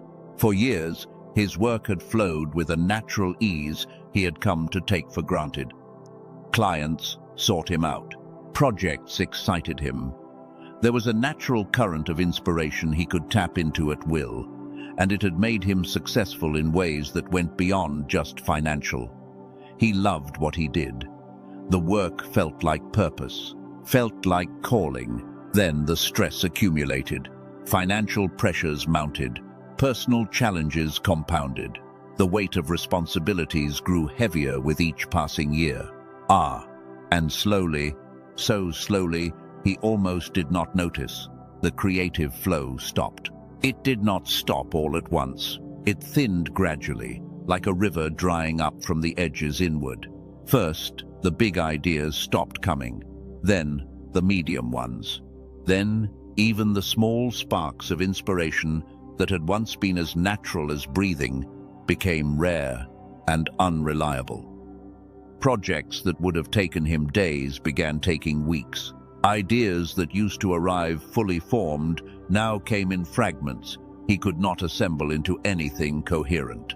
He would sit at his desk for hours, staring at blank screens, trying to force the creativity to return through sheer willpower. But creativity does not respond to force. It responds to flow. And the flow had been cut off at its neurological source. His clients noticed. Of course they noticed. The work was not what it had been. The brilliance that had drawn them to him was absent, replaced by competent but uninspired output anyone could have produced. Some left. Others stayed, but with visible frustration. His income began to decline, which increased his stress, which further degraded his creative capacity, which caused his income to decline even more. The same cruel cycle, the same neurological trap. He found the genius switch through a link someone shared with him and started using the neural sync audio with the skepticism of a man who had already tried everything. Meditation apps, creativity courses, productivity systems. None of them had worked because none of them had addressed the fundamental issue. His hemispheres were desynchronized, and his analytical mind was running emergency scarcity protocols around the clock. Within the first week of using the audio, he described the experience as feeling like a door opening in a room he had forgotten existed. The creative ideas did not just return, they returned with a force and clarity that exceeded anything he had experienced before the stress began. It was as if all the inspiration queuing up behind the blocked bridge suddenly poured through the moment the connection was restored. New clients appeared, not through his own marketing efforts, not through hustling or networking or any of the desperate strategies he had tried during the drought. They appeared because the quality of his work had transformed, and excellence has a gravitational pull that does not require advertising. People can feel the difference between work from a fragmented mind and work that flows from an integrated one. Old clients who had left came back, drawn by the unmistakable change in what he was producing. Within 4 months, his income had doubled, not because he was working twice as hard, because he was working with his complete brain for the first time in years. Both hemispheres synchronized, both channels open, the full capacity of his God-given mind finally operational again. The provision had always been available. His talent had never disappeared. The bridge just needed restoring. These two stories carry a pattern you cannot miss if you are paying attention. In both cases, the person was not lazy. They were not lacking faith. They were not failing because of some character deficiency. They were stuck because a specific neurological mechanism had been disrupted by stress, and until that mechanism was restored, no amount of effort or willpower or even prayer could break the cycle. The provision was always there. God had not stopped broadcasting, but the receiver had been compromised. And this is the part that should set your spirit on fire. Because if the problem is neurological, the solution is neurological. If the disruption happened through a specific mechanism, the restoration can happen through a specific mechanism. You are not waiting for some mysterious spiritual event that may or may not occur. You are not hoping that somehow things will just get better on their own. The path to restoration has been mapped by Nobel Prize-winning science. The tool has been built. The bridge can be repaired. And it takes 8 minutes. Think about the economy of God for a moment. Think about how he operates throughout Scripture and history. He does not create elaborate, complicated solutions to problems. He creates elegant ones. A staff parts the sea. A word calms the storm. A small stone fells the giant. A whisper reaches the prophet in the cave. The divine pattern has always been that the tool is disarmingly simple, but the result is extraordinary beyond anything human engineering could predict. And here is a tool that takes 8 minutes of listening. That addresses the exact mechanism of hemispheric desynchronization that has been validated by decades of research beginning with a Nobel Prize. And that has already helped over 18,000 people restore the bridge between their analytical and creative minds. That is not marketing. That is the signature of God. Simple access, profound transformation. Now here is what I need you to understand about this moment. The link to the genius switch is in the description below, and I am going to tell you something I do not say lightly. Scrolling past that link would be the single most costly decision you could make today, not because I am trying to pressure you, but because everything building in this message, every truth that has resonated in your spirit, every recognition that has fired in your soul, has been leading you to this precise moment of decision. The universe conspires for the chosen one, but the chosen one must still choose. The door opens, but you must walk through it. The bridge can be restored, but you must take the step that begins the restoration. This has always been the divine pattern. God provides, but provision requires reception. The manna falls, but you still have to gather it. The promised land flows with milk and honey, but you still have to cross the Jordan. Every testimony you just heard started with a single moment of decision. The nurse in California decided to try something different after years of failed attempts. The creative professional in Houston decided to stop accepting the fog as permanent. Both of them were exactly where you are right now. Hearing about something that sounded almost too simple, wondering if it could really work. Feeling that tension between hope and skepticism that every chosen one feels before their breakthrough arrives. But they chose. They chose to believe that maybe, just maybe, God had placed this tool in their path for a reason. They chose to invest 8 minutes into restoring what years of stress had disrupted. And the result was not marginal improvement. It was transformation, financial transformation, creative transformation, cognitive transformation, the kind of change that makes you look back and wonder how you ever functioned without your full capacity engaged. The provision frequency has never stopped broadcasting. Not for 1 second of your life has God stopped sending solutions, ideas, opportunities, and resources in your direction. The issue has never been on the sending end. The issue has been on the receiving end. And now you know what the issue is. You know the science. You know the mechanism. You know the solution. The only question remaining is whether you will act on what you now know to be true. Because knowledge without action is the most expensive form of poverty there is. You can understand everything about hemispheric synchronization, about the provision frequency and the divine broadcast, and still remain exactly where you are if you do not take the step that transforms understanding into experience. The bridge does not repair itself through comprehension alone. It repairs itself through the specific frequencies in the neural sync audio that Dr. Barone designed. Comprehension shows you the door. The audio walks you through it. And here is the beautiful thing about divine timing. You are not hearing this by accident. You are not encountering this message by coincidence. Every step of your journey, every struggle, every sleepless night, every moment of creative frustration, every prayer that felt unanswered, all of it has been leading to this intersection of science and spirit. This moment where knowing the problem and having the solution collide into an opportunity that will not last forever. This is what provision looks like in the modern age. It does not always arrive as a check in the mail or a mysterious deposit in your account. Sometimes provision arrives as knowledge, as understanding, as access to a tool that addresses the root cause of why every other solution has failed.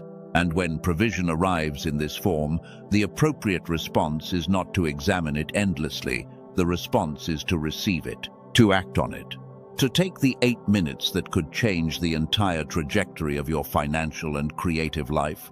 The link is in the description below. Click it, listen for 8 minutes, and then pay attention to what begins to shift. Pay attention to the ideas that start arriving uninvited. Pay attention to the clarity that replaces the fog. Pay attention to the opportunities that suddenly become visible, opportunities that were always there but that your fragmented brain had been filtering out for years. Because what comes next, what happens after the bridge is restored, after the hemispheres synchronize, after the full capacity of your divinely designed mind comes back online, is the part of this story that will change everything you thought you knew about provision, about purpose, and about the extraordinary life that has been waiting for you on the other side of synchronization. And here is something that might surprise you. Those neurofeedback sessions we talked about, the ones that rewire provision circuits in the brain, the ones that clinical researchers have documented in peer-reviewed studies across multiple universities and laboratories around the world. Those sessions typically cost $300 per hour. $300 for a single 60-minute session. And that is not the total cost. That is just one visit. A standard course of treatment requires 10 to 20 sessions, depending on the depth of the blockage. So, at $300 per session across 10 sessions, you are looking at a baseline investment of $3,000 just to begin the process of restoration. $3,000. For most people listening to this message right now, $3,000 is not something they can simply allocate on a Tuesday afternoon. It is a month of rent. It is several car payments. It is a significant portion of what many families bring home in an entire month of working and striving. And so the very tool that could restore their provision circuits remains locked behind a financial wall that feels impossible to climb. The people who need restoration the most are the ones who can afford it the least. That is not accidental, that is strategic. Because the enemy has always operated this way, he takes what God intended to be freely given and wraps it in layers of complexity and scarcity and price tags that push ordinary people away from their own restoration. He makes healing expensive so that the wounded stay wounded. He makes clarity rare so that the confused stay confused. He makes the tools of restoration feel like luxury items reserved for the wealthy and the privileged. But God operates on a completely different frequency. God has never been interested in keeping provision away from the people who need it most. Every single pattern in Scripture confirms this. When the Israelites needed food in the wilderness, manna appeared on the ground every morning. They did not have to purchase it. They did not have to earn it through additional labor. It simply showed up because God understood that provision is not a reward for the deserving. It is a gift for the hungry. And that same principle, that same divine logic that made manna appear on desert ground for people who had done nothing to earn it, is alive right now in what is being made available to you today. While clinical sessions cost $3,000 and the retail price of the Genius Switch was originally set at $49. Right now, today, the investment is just $39. $39, not $3,000, not $300, not even $49. Let that number settle into your spirit for a moment. Let it bypass the logical part of your brain that is trying to compare prices and calculate value and figure out the catch. There is no catch. There is only a God who has decided that this tool needs to be accessible to anyone who hears this message and feels something stirring inside them. $39 is not a price chosen by a marketing team. It is a price that reflects a mission. The mission of restoration reaching as many people as possible. Think about what $39 actually means in your daily life. It is what you spend on a single meal at a restaurant, a meal that takes an hour to eat and that you will not remember by next week. $39 worth of food that your body processes and eliminates within a single day. Gone, forgotten, no trace left behind. Or think about a tank of gas. You fill up your car, you drive to work, you drive home, you run errands, and within a week or two, the tank is empty again, and you are back at the pump, spending another $39 to repeat the same cycle you repeated last week and the week before that. The money flows out, and nothing lasting comes back in return. It simply keeps the wheels turning on a routine that has not changed in years.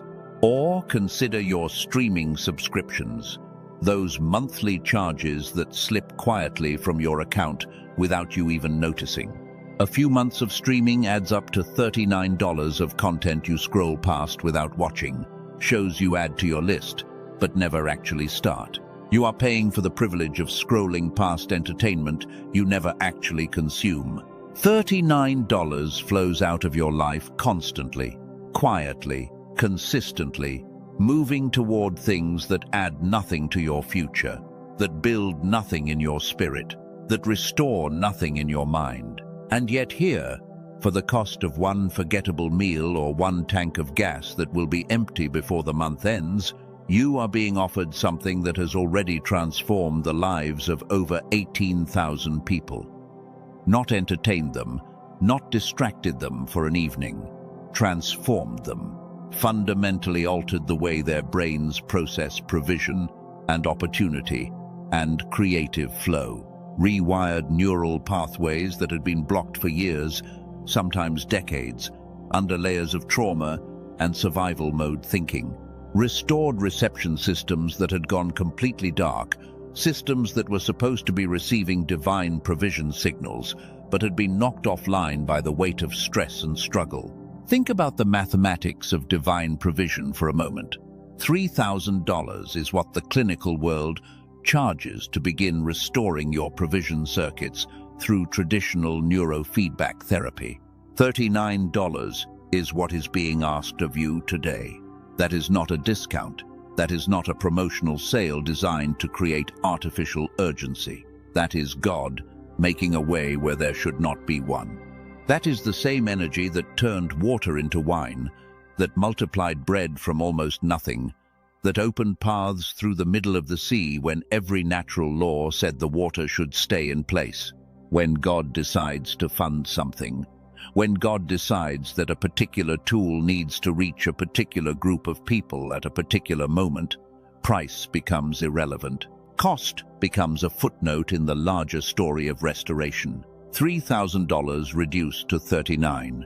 That gap is not a business decision. It is a miracle wearing the disguise of a number. And there is more. Along with the core program, you receive 4 additional bonus materials at no extra cost. These are not filler resources thrown together at the last minute to make the package look impressive. These are not recycled content or generic worksheets. These are carefully designed, specifically targeted resources that accelerate the rewiring process and deepen the neural pathways being restored. Each bonus was created with the same level of research and intentionality as the primary program itself, and each one addresses a different dimension of the restoration process. Think of them as additional keys that open additional rooms within the same building. The main program opens the front door. The bonuses take you deeper inside into chambers where provision circuits connect to creativity circuits, where the full architecture of divine reception comes alive. Over 18,456 people have already walked this path. They have already made the decision you are considering right now. They have already experienced what happens when provision circuits come back online after years of being dormant. Their stories are not theoretical. They are documented. They are real. They are people who were sitting exactly where you are sitting and who chose to move forward. And now you are standing at the same doorway they stood at. But I need to be honest with you about something, because I know what some of you are thinking right now. I know the exact objection forming in your mind, because the enemy plants the same thought in every person who reaches this moment of decision. The thought sounds reasonable. It sounds like financial prudence and careful stewardship.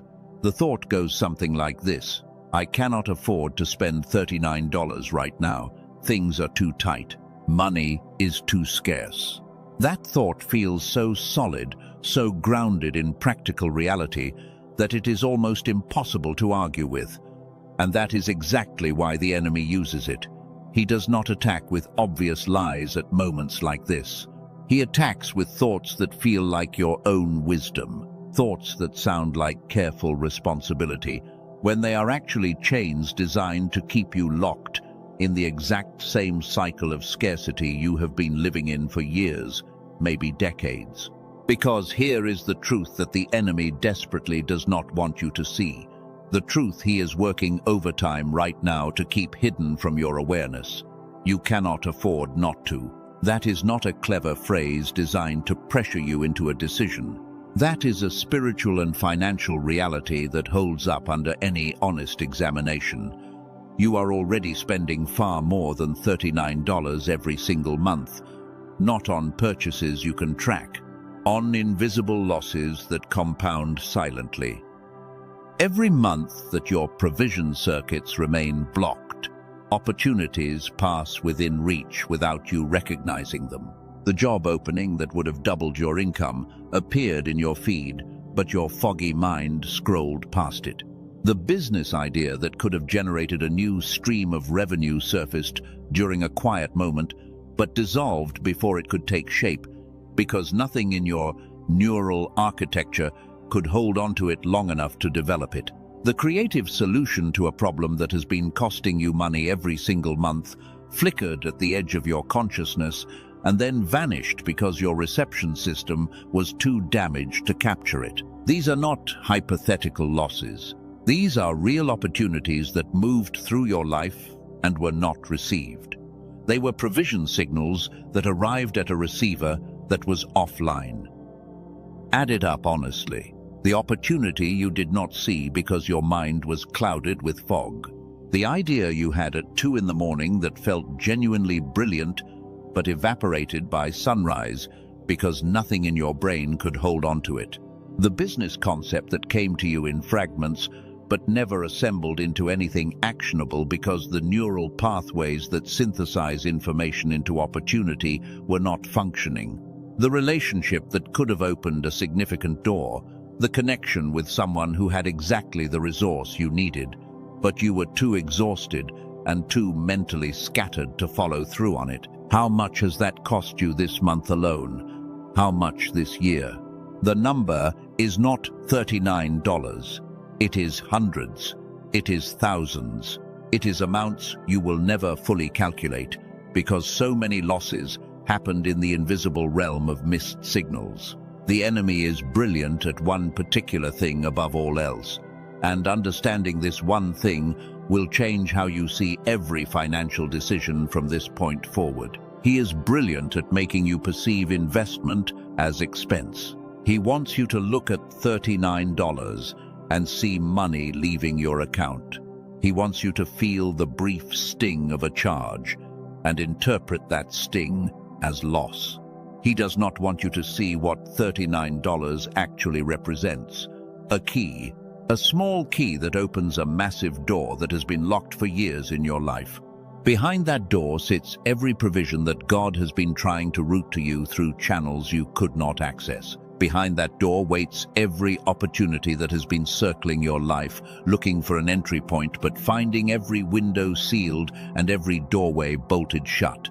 Behind that door lives every breakthrough that has been assigned to your name, written in the divine ledger, allocated to your account in the heavenly economy, but that could not land in your physical reality because your reception system was too damaged to receive the signal. There is a story in Scripture that speaks directly to this exact moment in your life. A widow was down to her last portion of oil. Her husband had died. Her children were hungry. The creditors were circling. One. She had almost nothing left, just enough for one final meal before she and her sons would face starvation. And into that moment of absolute scarcity, the darkest financial moment of her entire life, the prophet Elijah appeared and asked her to do something that made no earthly sense. He asked her to give what she had left, not to save it, not to ration it carefully across the remaining days, not to protect the last tiny reserve with everything she had. He asked her to release it. 2. Pour it out. To take the last thing standing between her family and total destitution and hand it over in an act of faith so radical that it defied every principle of natural wisdom and financial survival that she had ever known. Everything in her natural mind must have screamed against this. Every logical thought, every instinct of self-preservation must have told her this was foolish and reckless. She was being asked to open her hand at the precise moment when closing her fist around what little remained felt like the only sane option. She was being asked to release when every fiber of her being was crying out to hold on tighter. But she did it. She released what she had. She poured the oil as the prophet instructed. And what happened next has echoed through thousands of years of human history. Her oil did not run out. It kept flowing. It kept multiplying. It kept pouring into vessel after vessel long after the natural supply should have been completely exhausted. The act of releasing in faith unlocked a supernatural provision that operated entirely outside the laws of scarcity that had governed her life up to that point. Her obedience broke the equation. And then there is the boy, a young child standing in a crowd of thousands of hungry people on a hillside, holding 5 small loaves of bread and 2 fish. It was not enough. By any mathematical calculation, what he held was so insufficient as to be almost irrelevant to the scale of the needs surrounding him. 5 loaves and 2 fish for 5,000 men, plus women and children. The numbers were absurd. The offering seemed laughable against such enormous need. But something extraordinary happened when he released it. Something shifted in the spiritual atmosphere when he stopped calculating whether his offering was adequate and simply placed it into hands that operated outside the mathematics of scarcity. The bread did not just stretch a little further.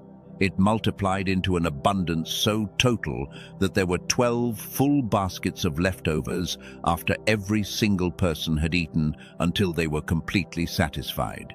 12 baskets of surplus. More food remaining after the miracle than the boy had started with before it began. That is what happens when you release something in faith rather than holding on to it in fear. The return does not just match the investment. It overflows.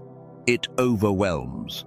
It produces a surplus that makes the original offering look almost invisible in comparison. Do you see the pattern woven through both of these stories? Do you see the thread that connects the widow with her oil to the boy with his bread, to the very moment you are sitting in right now? In both accounts, provision did not begin until something was released. The widow had to pour out her oil before it could multiply. The boy had to hand over his bread before it could feed thousands. Nobody told them to wait until they had more. Nobody told them to come back when their resources were more impressive. The principle is devastatingly consistent throughout every single account of divine provision recorded in Scripture. Multiplication does not begin while you are holding on. It does not start while you are calculating and protecting and gripping your resources with white-knuckled fingers. It begins when you let go. It begins when you take something small, something that seems insufficient, and you release it in faith toward the source that can multiply it beyond anything your own effort could produce. $39 is your oil.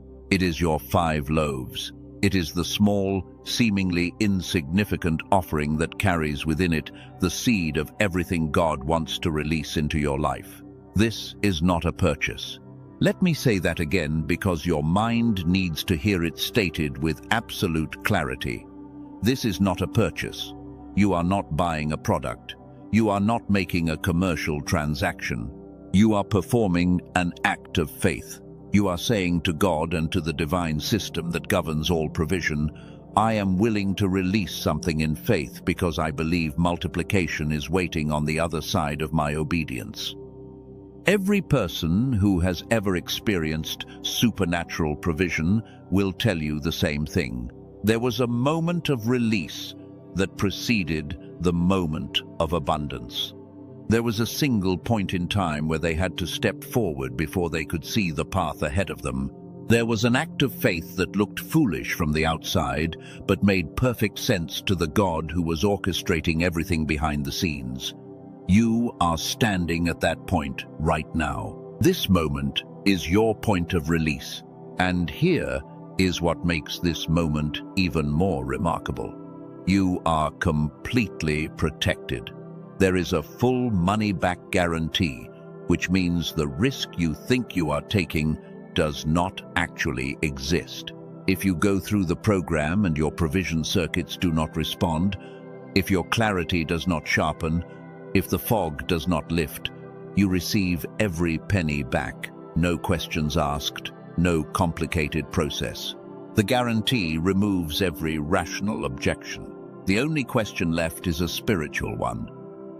So the only real risk, the only genuine gamble in this entire equation is not trying at all. The only way to truly lose is to walk away from this moment and spend the next 6 months wondering what would have happened if you had said yes.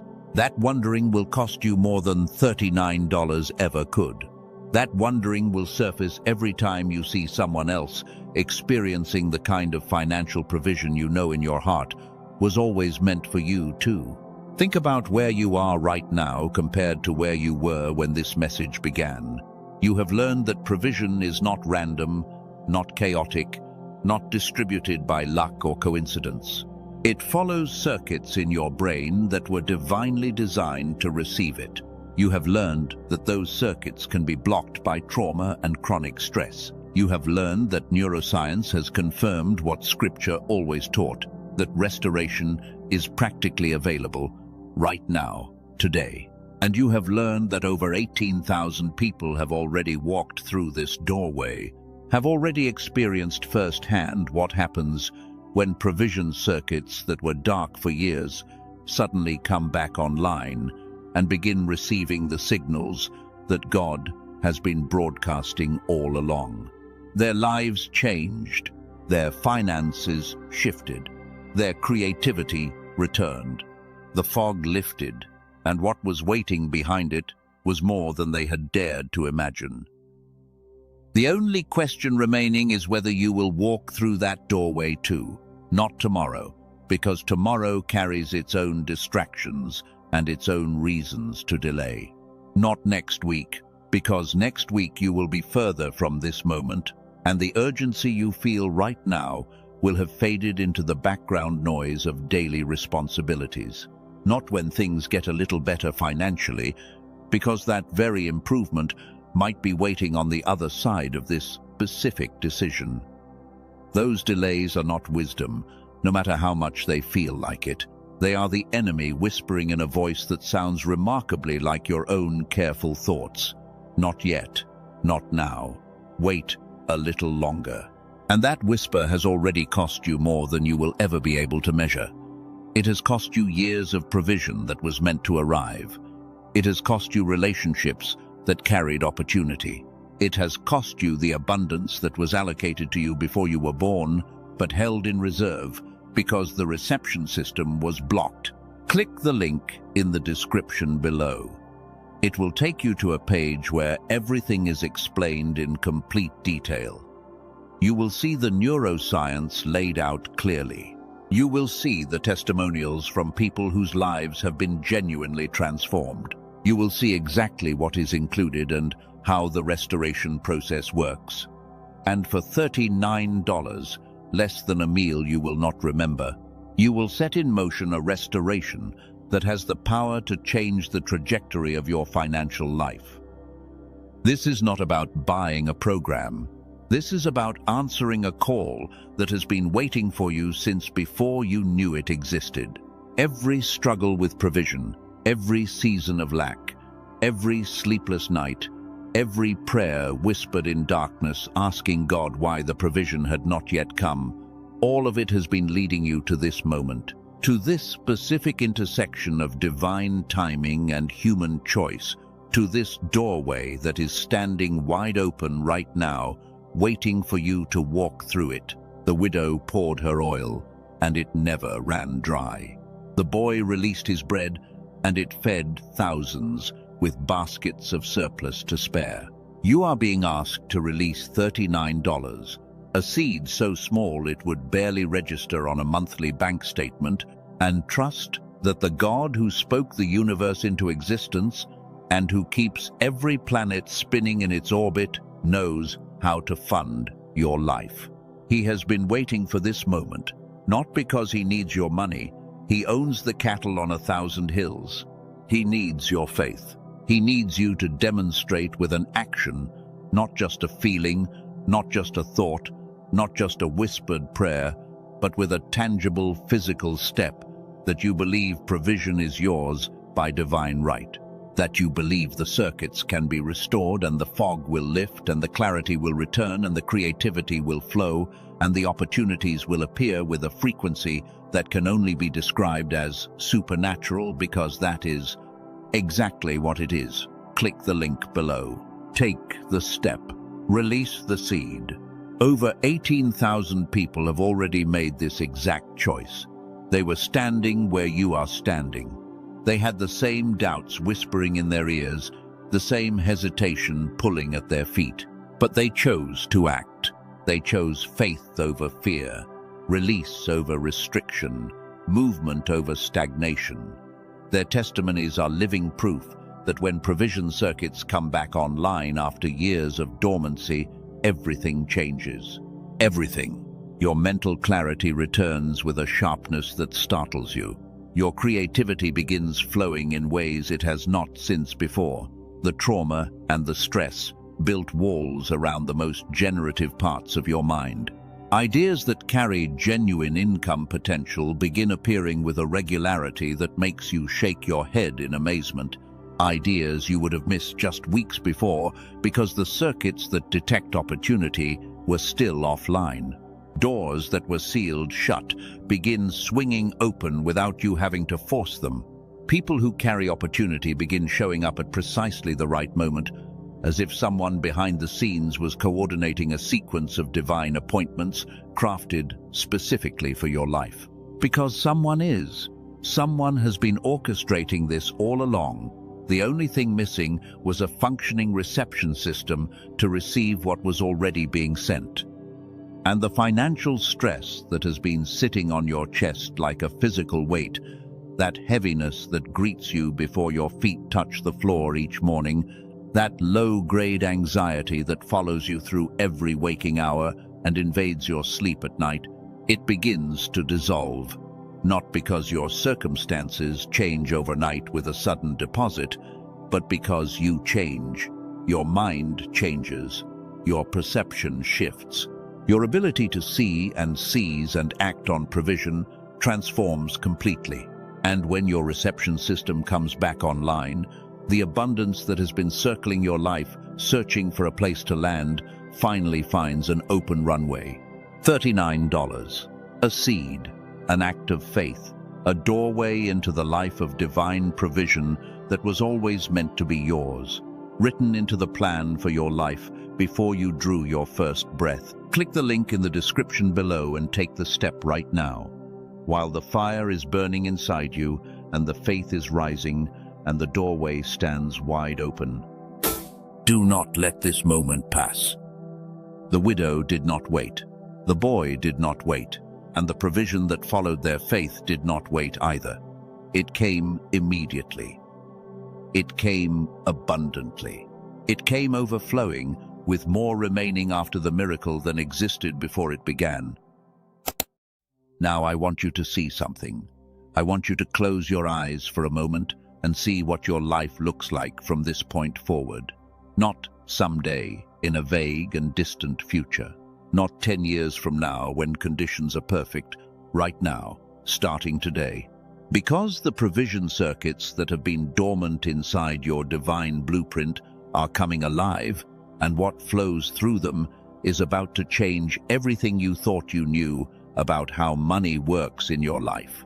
A divinely funded life does not look the way most people imagine.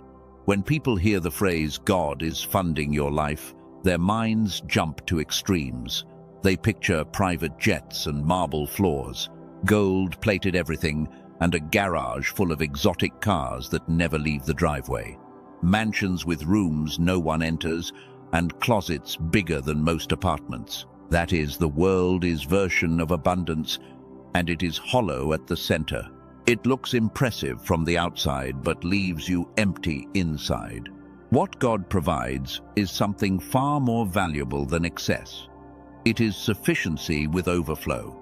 Let that phrase settle into your spirit. Every single need met completely, without stress, without strain, without scrambling. And then beyond that, enough left over to pour into others, enough to build something meaningful, enough to leave behind for generations you will never meet. This is not scarcity dressed up as spirituality. This is true abundance, the kind that fills your life without emptying your soul.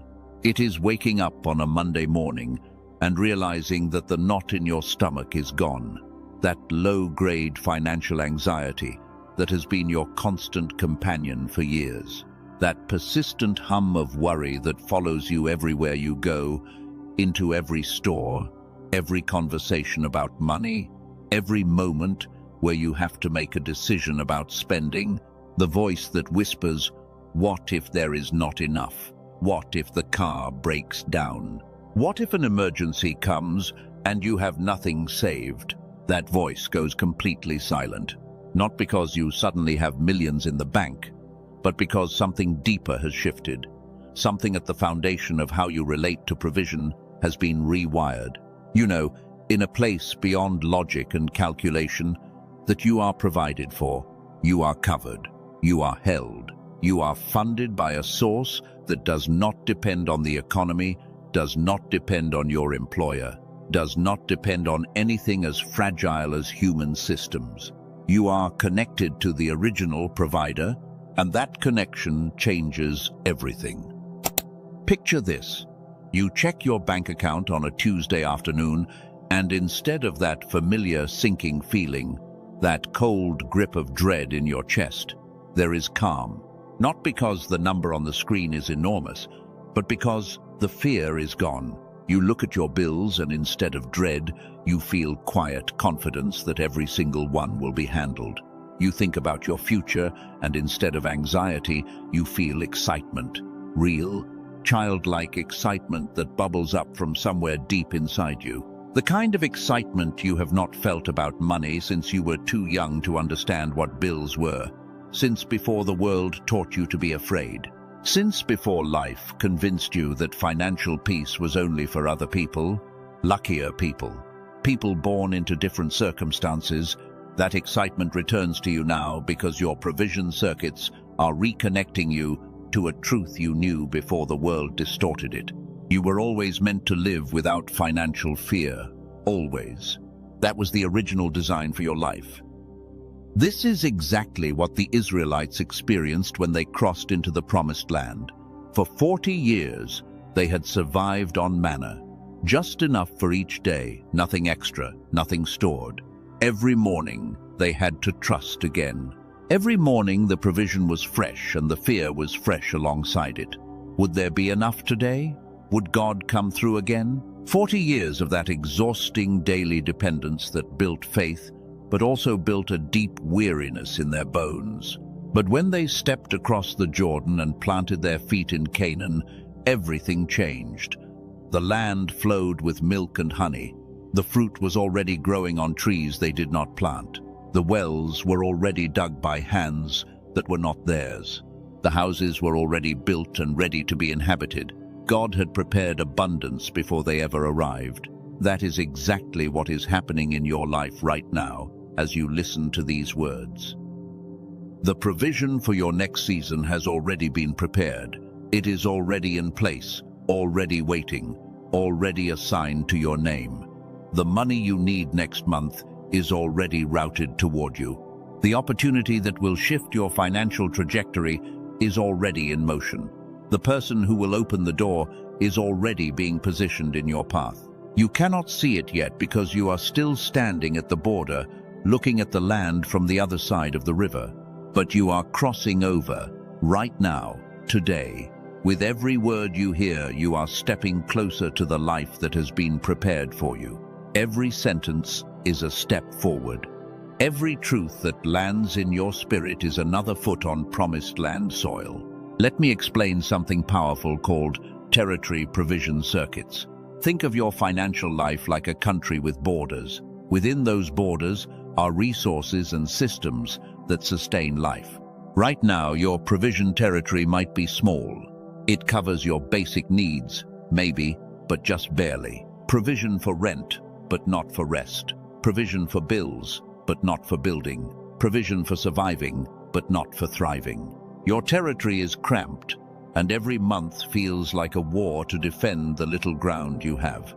But when divine funding activates, your territory begins to expand in stages. The first expansion covers survival needs completely. No more month-to-month panic. No more choosing between groceries and gas. No more lying awake at 2 in the morning doing math in your head trying to make it to payday. No more borrowing from next month to cover this month. No more hoping your card does not decline at the register. Your basic needs are met fully and consistently. Then the second expansion begins. Comfort needs. You can replace the thing that has been broken for 6 months. You can buy the clothes you actually want instead of what is on clearance. You can eat at a restaurant without calculating whether you can afford dessert. You can say yes to an invitation without checking your balance first. Small comforts that most people take for granted become available to you, and they feel like miracles because you remember what going without was like. You remember choosing between the electric bill and new clothes for your children. You remember eating the same cheap meal 5 nights in a row because that was all you could manage. You remember the humiliation of saying no to gatherings because you could not afford to participate. Those days are ending. Your comfort territory is expanding, and with it comes a restoration of dignity that poverty tried to steal from you. A restoration of choice.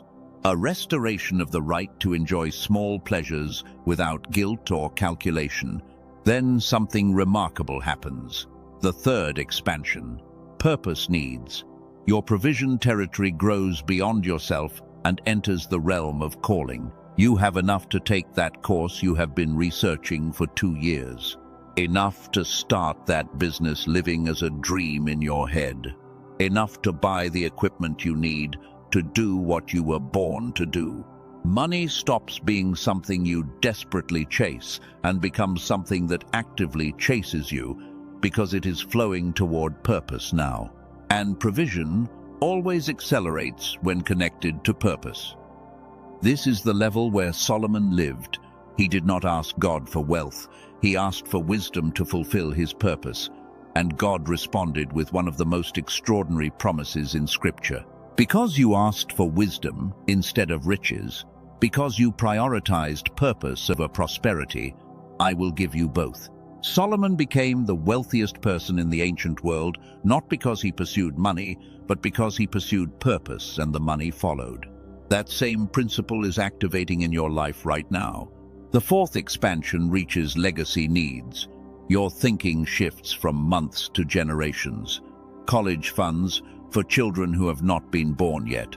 Properties that will appreciate for decades. Businesses designed to be inherited and expanded.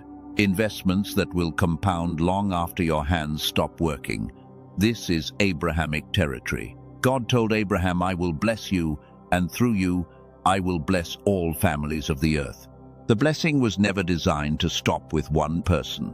It was engineered to flow forward through time like a river that only grows stronger. And the fifth expansion, generational provision. Your entire family line shifts. The patterns of poverty pass down like a dark inheritance from grandparent to parent to child. Those patterns shatter. The cycles of lack and struggle that forced every generation to start from scratch or from deficit, those cycles break permanently. Your grandchildren will never know the kind of financial fear you grew up with. Your great-grandchildren will begin from abundance instead of scarcity. The territory you claim today becomes the ground future generations build their lives upon. Now here is where it gets specific and undeniable.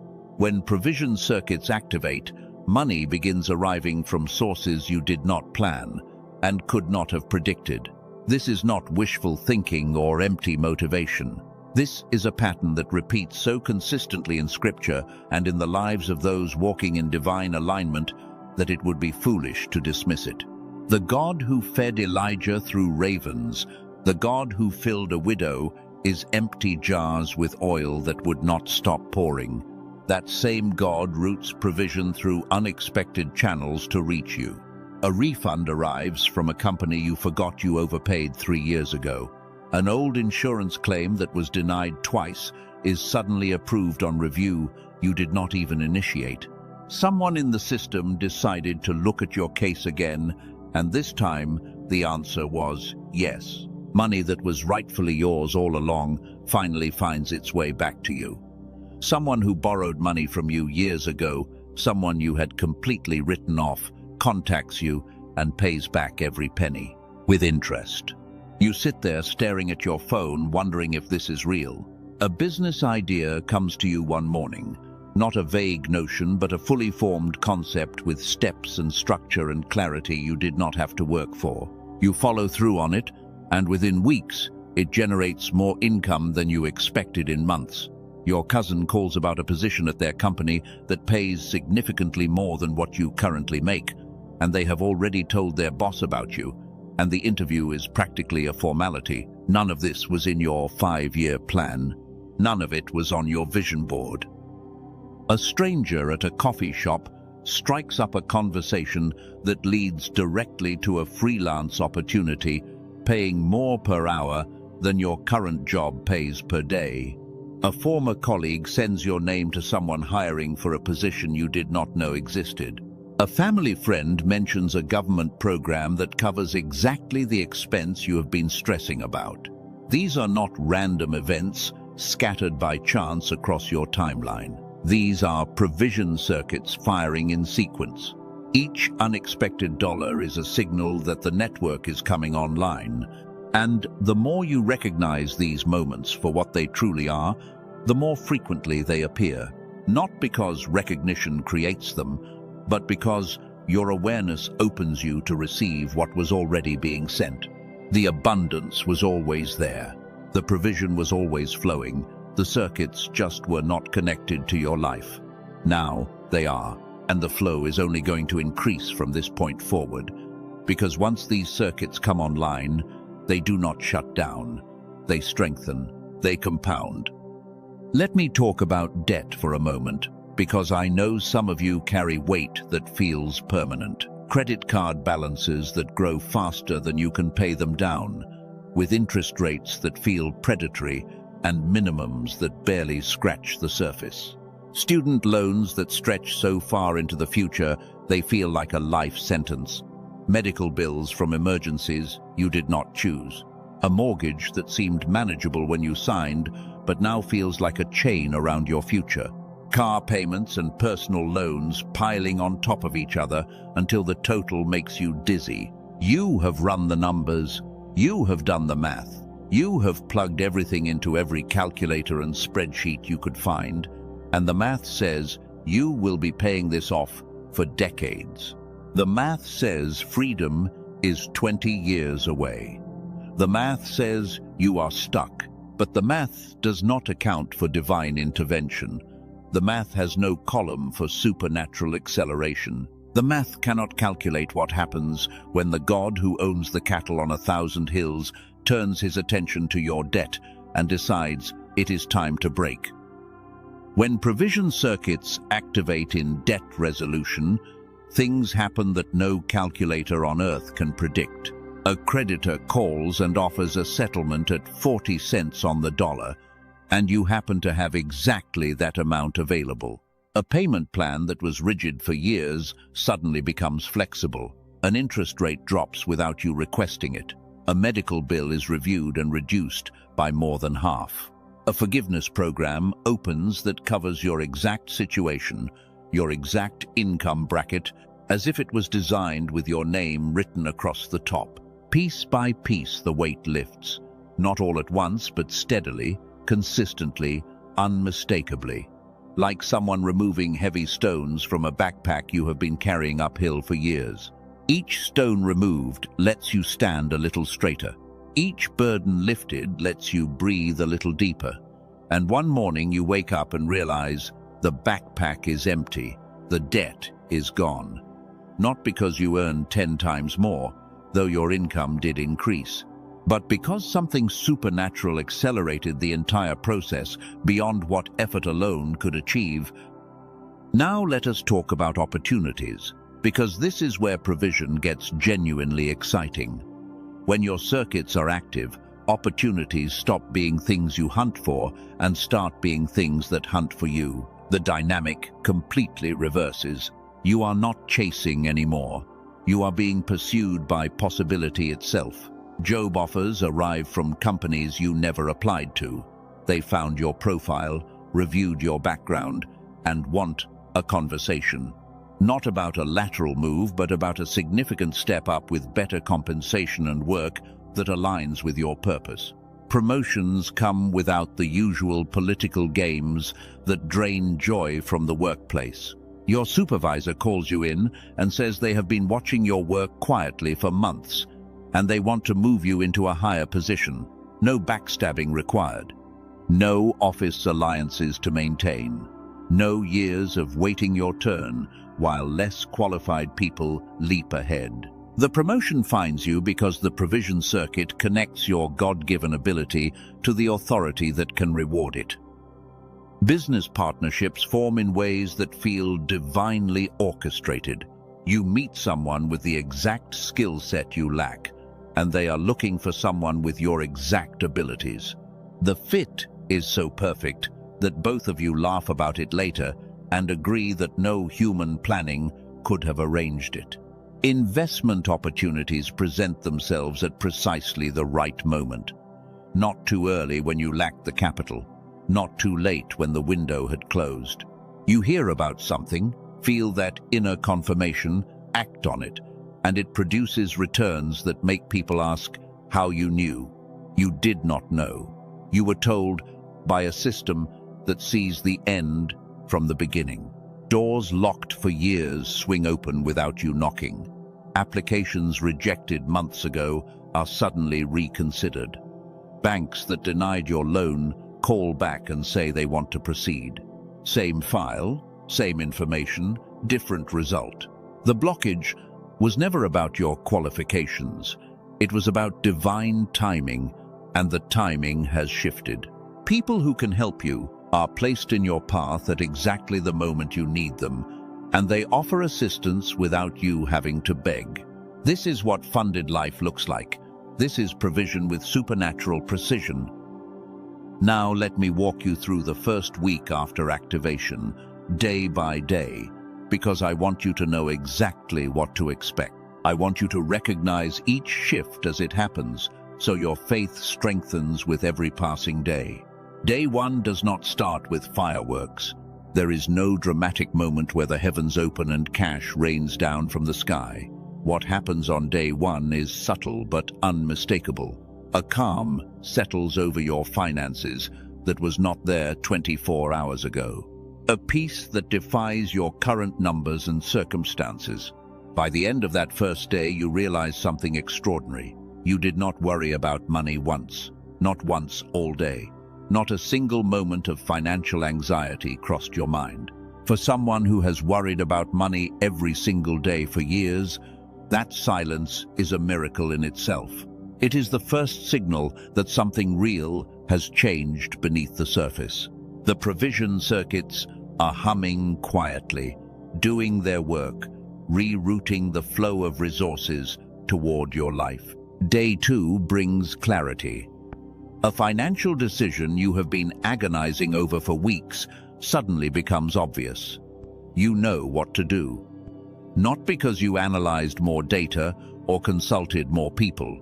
You just know. The confusion lifts like morning fog, and the path forward reveals itself with startling simplicity. You act with a confidence that surprises you. That is a provision circuit activating in financial wisdom. Your mind is connecting to divine intelligence about resource allocation, and that connection will only sharpen with each passing week. Day 3 delivers an idea, not a passing thought you forget by lunch, but one that carries real energy and weight. You think of a way to earn, a way to save, a way to redirect your resources towards something productive, and it buzzes in your mind all day. You cannot stop thinking about it because it is not just a random thought. It is a download from the provision system, a circuit transmitting specific information about a pathway opening for you. Write it down immediately. Do not dismiss it. Act on it when the timing aligns. It was sent for you. Day 4. Someone reaches out. A message, a call, an email, a conversation that leads to an opportunity you did not seek and did not expect. A friend mentions a side project needing your specific skills. A former colleague recommends you for a contract without you asking. A family member shares information about a program you qualify for.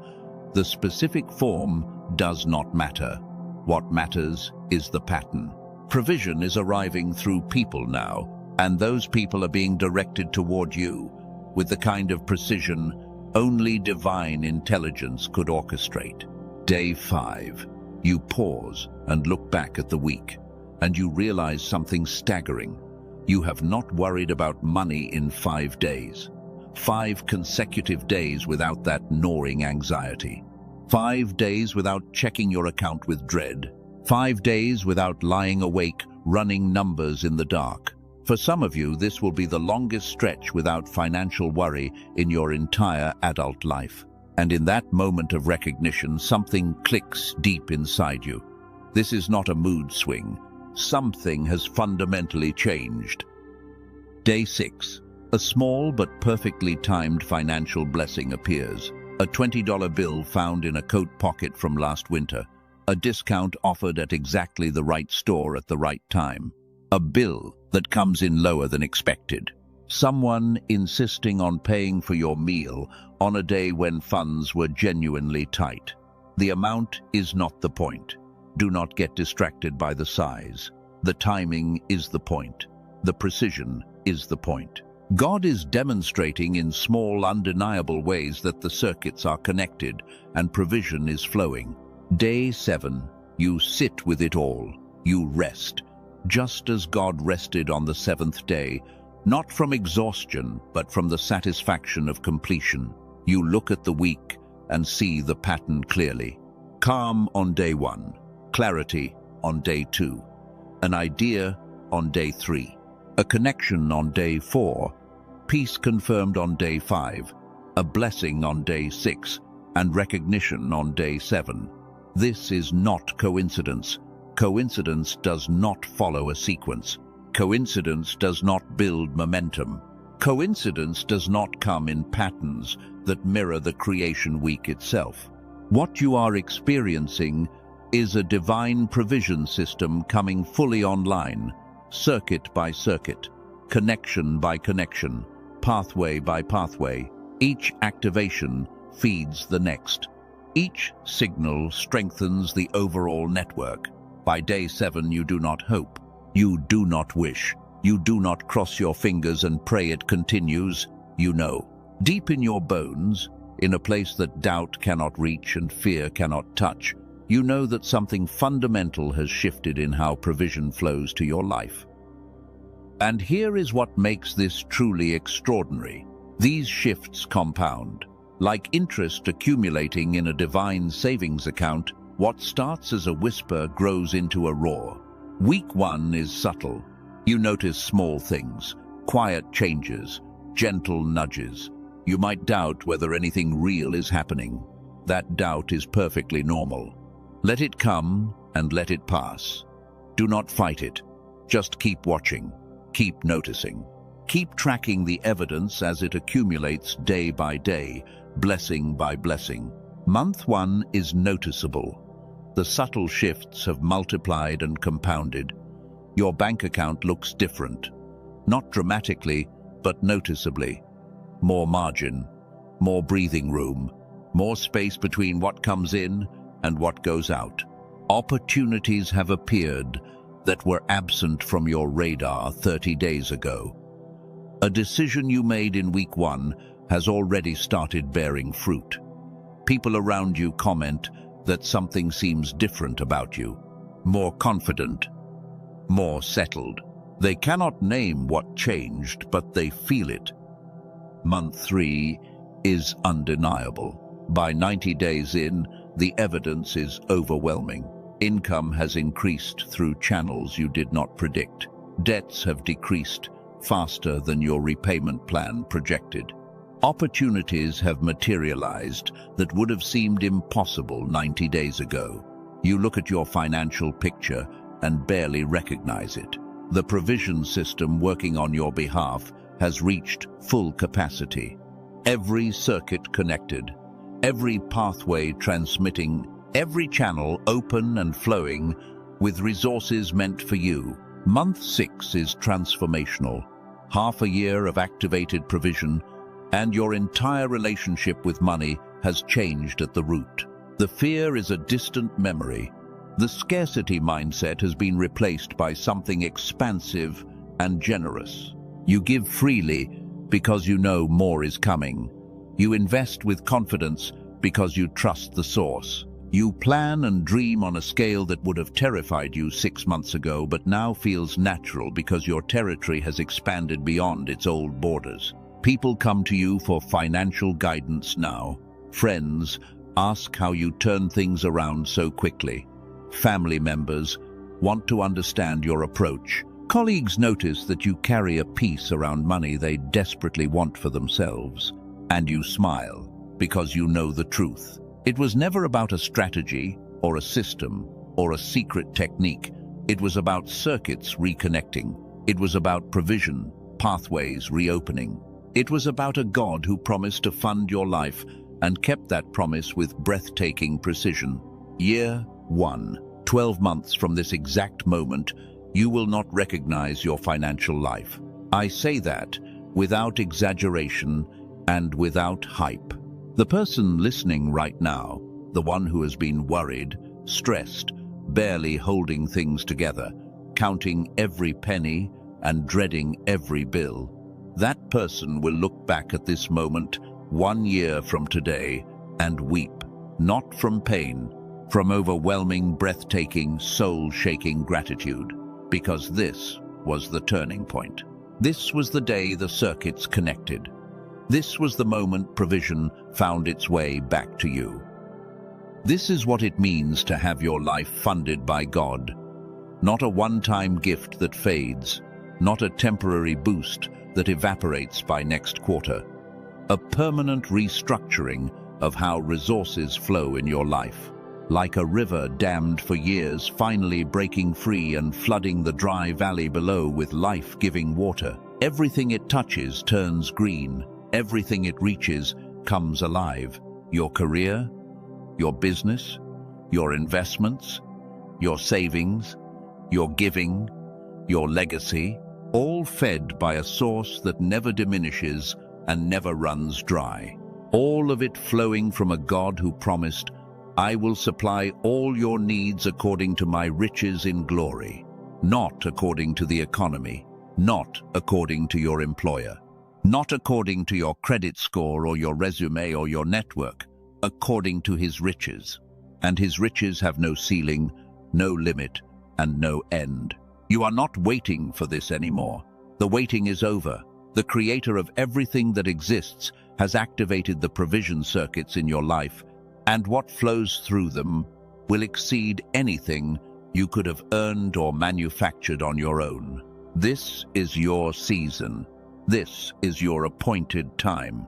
This is your funded life, beginning right now in this moment, compounding with every passing day, expanding with every passing week, transforming with every passing month.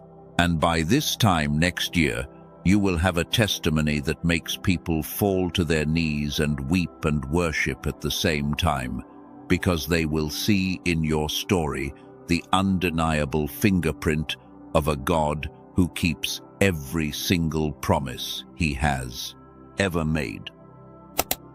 You have seen the vision now. You have watched it unfold in your spirit, frame by frame, month by month, blessing by blessing.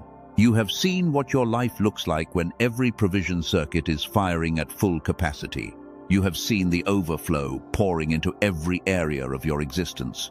You have seen the peace that replaces panic when provision becomes your permanent reality. And now that you have seen it, something inside of you has shifted. The vision is no longer a distant dream. It is a preview of coming attractions. It is a trailer for the movie God is about to release in your life. But seeing the vision is only half of the equation. There is something else you must do, something that will accelerate everything you just witnessed and compress years of waiting into months of manifestation. It is time to open your mouth and declare it. It is time to take the vision that lives in your spirit and give it a voice that the physical world can hear and respond to. Because declarations are not just words floating into empty air. Your words carry weight.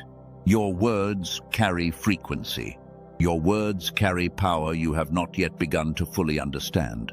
Your words carry the creative power of the God who spoke galaxies into existence, because you were made in his image and your mouth was designed to be an instrument of creation, not complaint. When you declare provision over your life, you are not making something up. You are not engaging in wishful thinking. You are agreeing with what heaven has already decided about you and your finances. You are giving your voice to what God already signed off on before you were even born. You are taking the invisible blueprint that exists in the spiritual realm and laying it down over the physical realm like a template that reality has no choice but to conform to.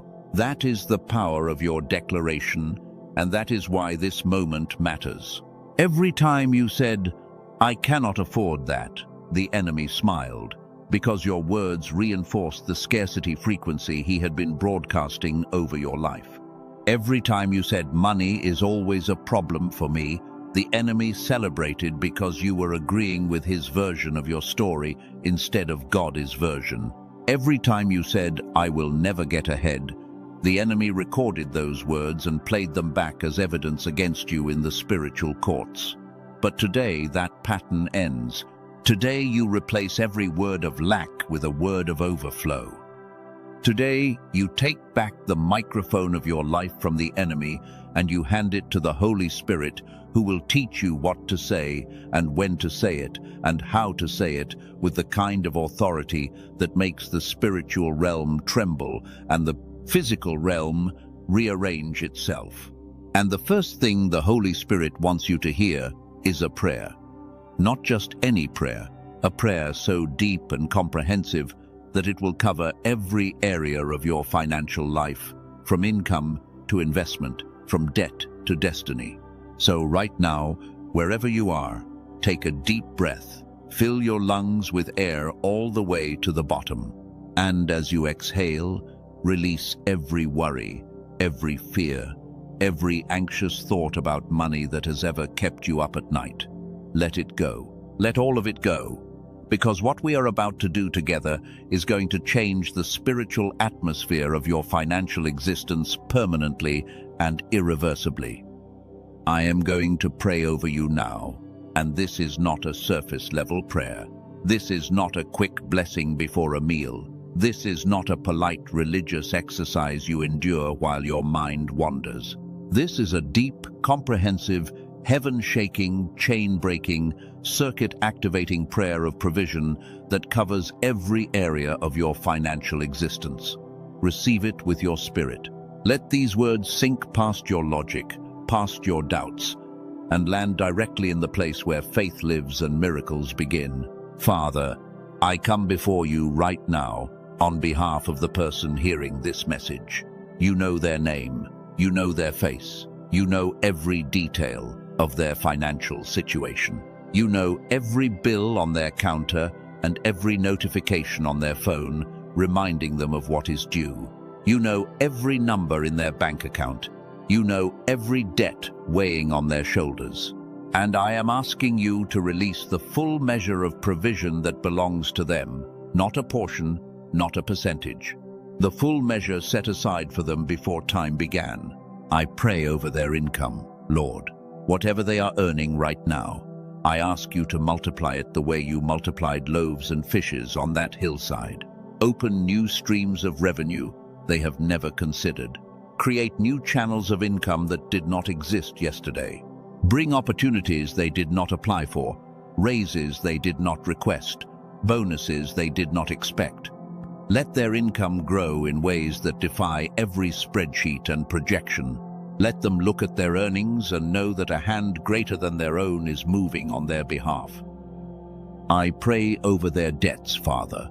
Every debt that has been suffocating their peace, every balance that has been growing while they slept, every bill that arrives with dread attached to it, I speak supernatural resolution over all of it. I pray for unexpected payments from directions they never anticipated. I pray for debts forgiven by creditors who feel moved to show mercy. I pray for settlements that come in their favor.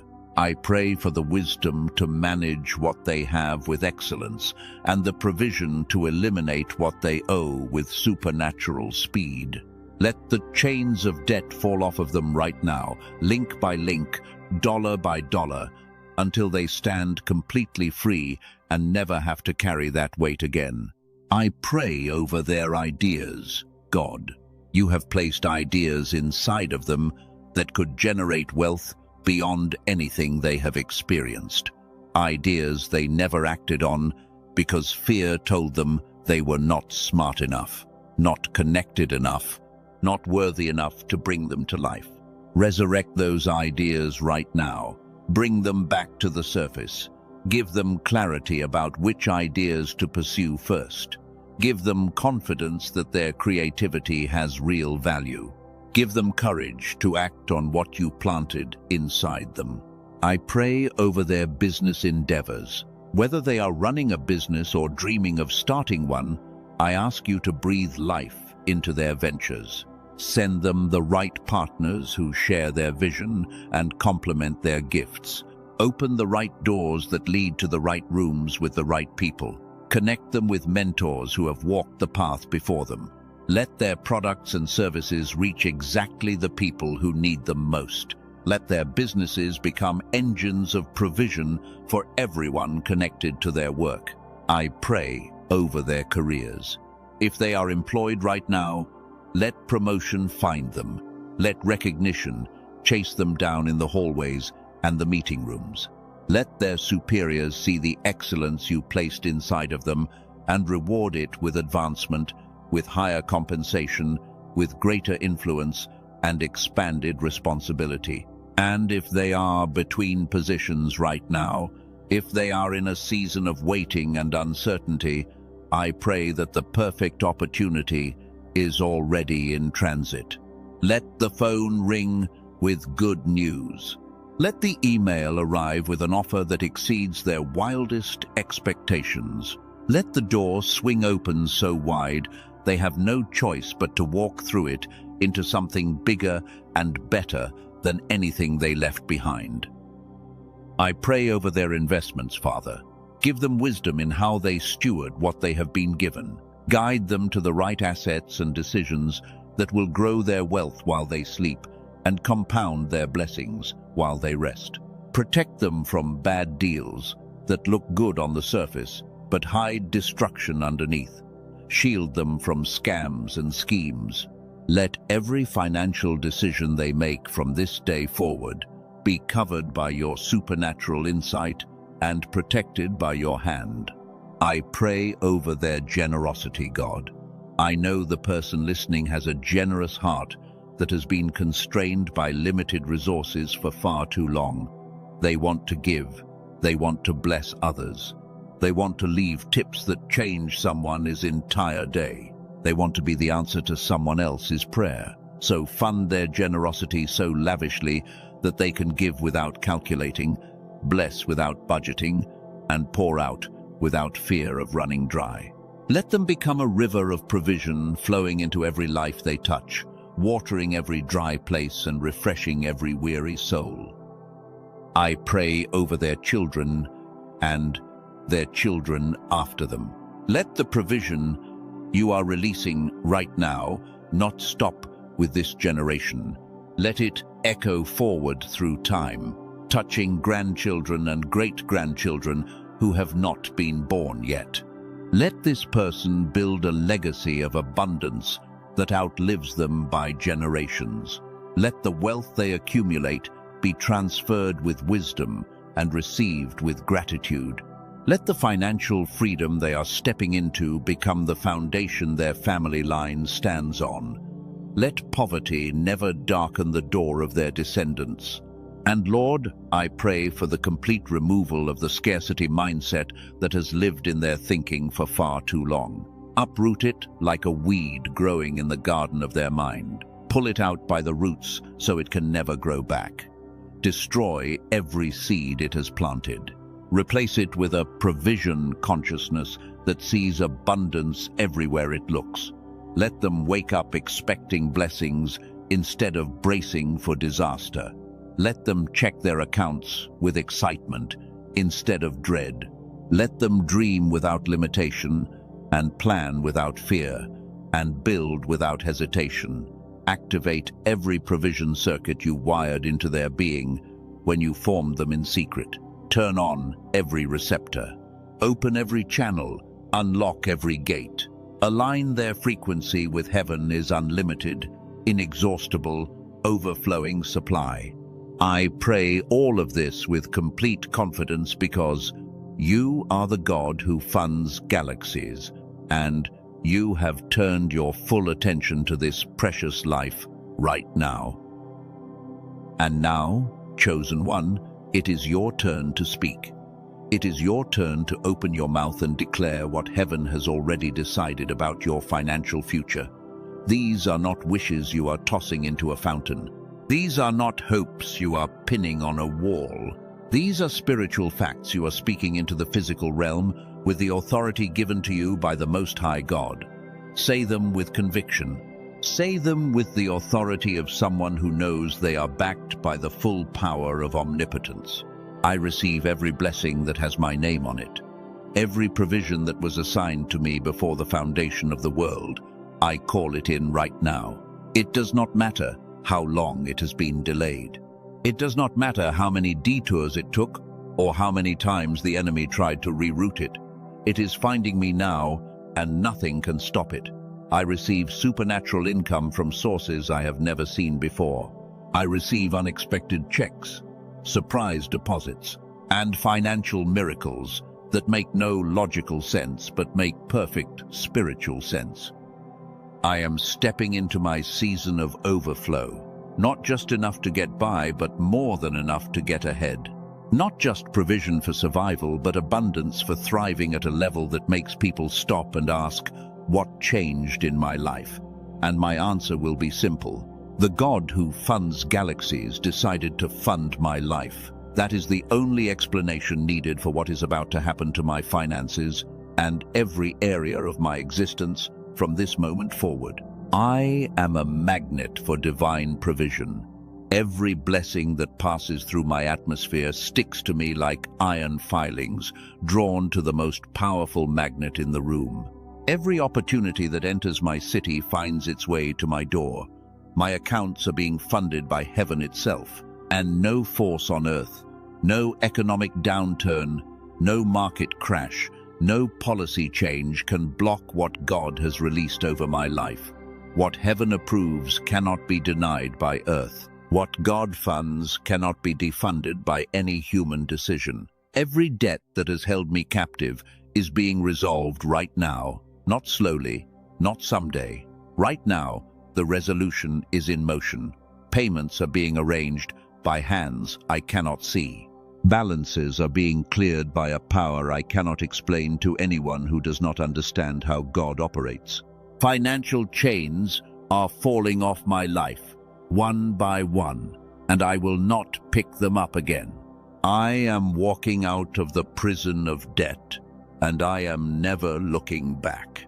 I am running into a wide open field of financial freedom that stretches further than my eyes can see.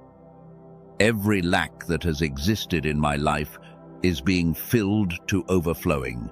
Every empty space is being packed with provision. Every gap is being closed by the generous hand of a God who does not do anything halfway. My provision circuits are fully activated. Every receptor is open. Every channel is clear.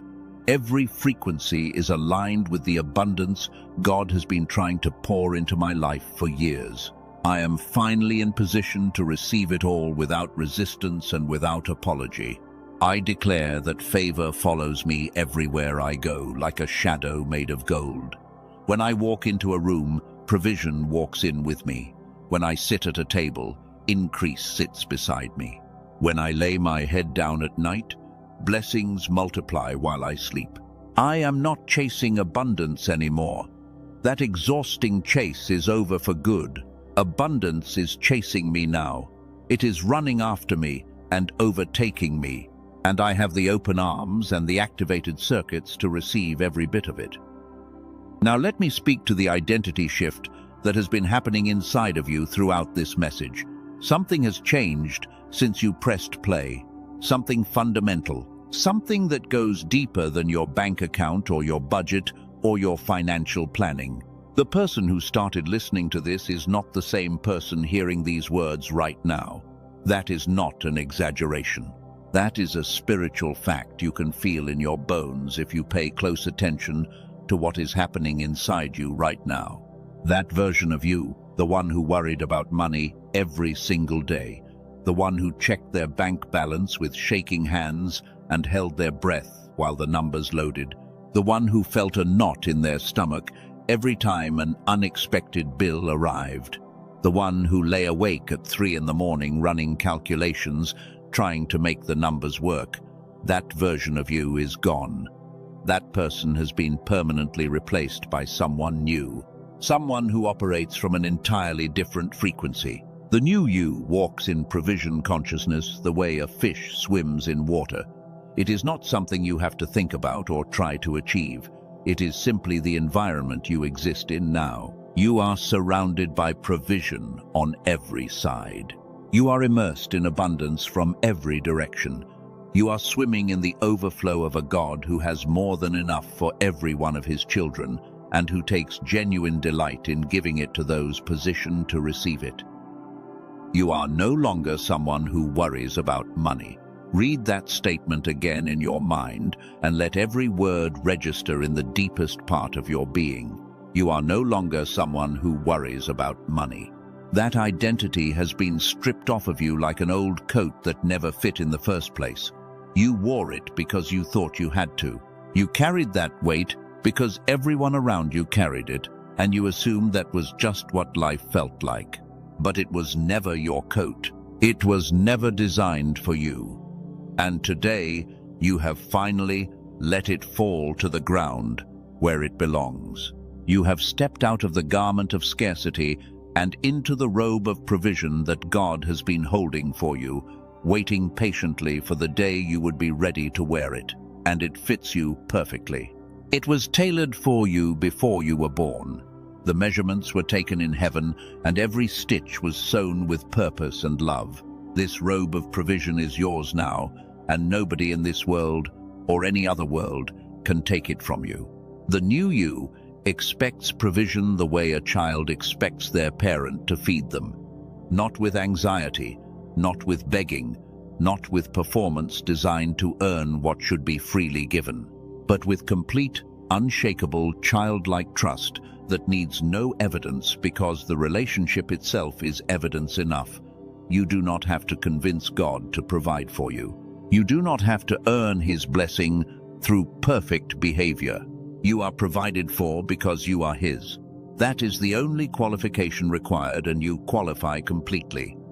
Here is the truth that will anchor everything you have heard today, the truth that will keep you steady when the world tries to shake you back into scarcity thinking. You are comfortable with wealth now, not because you are greedy or materialistic, not because you worship money or measure your worth by your net worth, but because you understand that your provision has a purpose far beyond personal comfort. Every dollar that flows into your life is for the mission. It is for the calling. It is for the kingdom assignment only you can fulfill. You are funded because you are called. You are provided for because you have work to do. The God who gave you the assignment is the same God who funds the assignment. He does not send soldiers into battle without weapons. He does not send workers into the field without tools. He does not send his chosen ones into the world without the provision they need to accomplish what he sent them to do. If he called you, he funded you. If he anointed you, he resourced you. If he chose you, he provided for you. That provision is now being released in full measure, overflowing and running over. You have the prayer now. You have the declarations. You have the understanding of how provision circuits work and how your frequency aligns with heaven is supply chain. And if you want the tool that keeps all of these circuits calibrated and your frequency locked in day after day, the genius switch is waiting for you. Click the link in the description below and let it become the daily anchor that holds everything you have activated today in alignment, so the circuits never shut down and the frequency never drifts. And now, chosen one, we arrive at the moment this entire message has been building toward. Every word, every prayer, every declaration, every revelation about circuits and frequencies and divine funding has been leading you right here, right now, to this single, liberating, life-changing, worry-destroying truth that is about to set you free in a way that nothing else ever could. Are you ready to hear it? Are you ready to receive it in the deepest chamber of your heart, where truth becomes identity and identity becomes destiny? Stop worrying. You have won. I need you to hear that, not as a motivational phrase printed on a coffee mug, but as a spiritual verdict handed down by the highest court in the universe. You have won. The case has been decided. The judge has ruled in your favor. The gavel has come down with finality. The provision has been allocated to your account. The funding has been approved without conditions. The signature is on the check. The transfer has been initiated, and it cannot be reversed by any power on earth or under the earth. Not because your bank account is full yet. That part is still catching up to the spiritual reality already established on your behalf. Not because every bill has been paid yet. The manifestation is still making its way from the invisible realm to the visible one. The physical world always lags behind spiritual decisions, the same way thunder lags behind lightning. But the lightning has already struck your life. The thunder is on its way, and when it arrives, everyone around you will hear it and wonder what happened. You have won. Because the God who funds entire galaxies, the God who keeps billions of stars burning without ever running low on fuel, the God who maintains ecosystems and weather patterns and ocean currents without running out of resources, that God has turned his full, undivided attention to your financial life. And when he turns his attention to something, the outcome is never in question. It is only a matter of time before what he decided in the spirit becomes what you experience in the flesh. The provision has already been released. It left heaven's warehouse the moment you pressed play on this message. It has been traveling toward you through every word, every pause, every prayer, every declaration, picking up speed and gathering momentum. And right now, in this very moment, it is arriving at your doorstep. Not tomorrow, not next week, not someday in the distant future. Right now, the provision is landing in your life, and there is nothing that can prevent delivery. Your circuits are coming online one by one. You can feel them activating as these words wash over you. That tingling in your spirit, that started halfway through this message and has been growing stronger with every passing minute. That warmth in your chest that feels like liquid gold being poured into the center of your being. That sudden peace that replaced the anxiety you walked in with. That peace makes no logical sense given your circumstances, but it makes perfect spiritual sense given who is backing you right now. Those sensations are your provision receptors, firing for the first time in years. Those are channels opening that have been closed since childhood. Those are frequencies being restored to their original factory settings, the settings God programmed into you before the world ever had a chance to reprogram them. The frequency of scarcity is losing its grip on you with every second that passes. You can feel it slipping away like darkness slips when someone turns on a light in a room that has been dark for far too long. It is being replaced by a frequency so powerful, so ancient, so perfectly calibrated to the heart of God that abundance has no choice but to respond to it. You are broadcasting on heaven is channel now. Everything meant for you can finally hear your signal.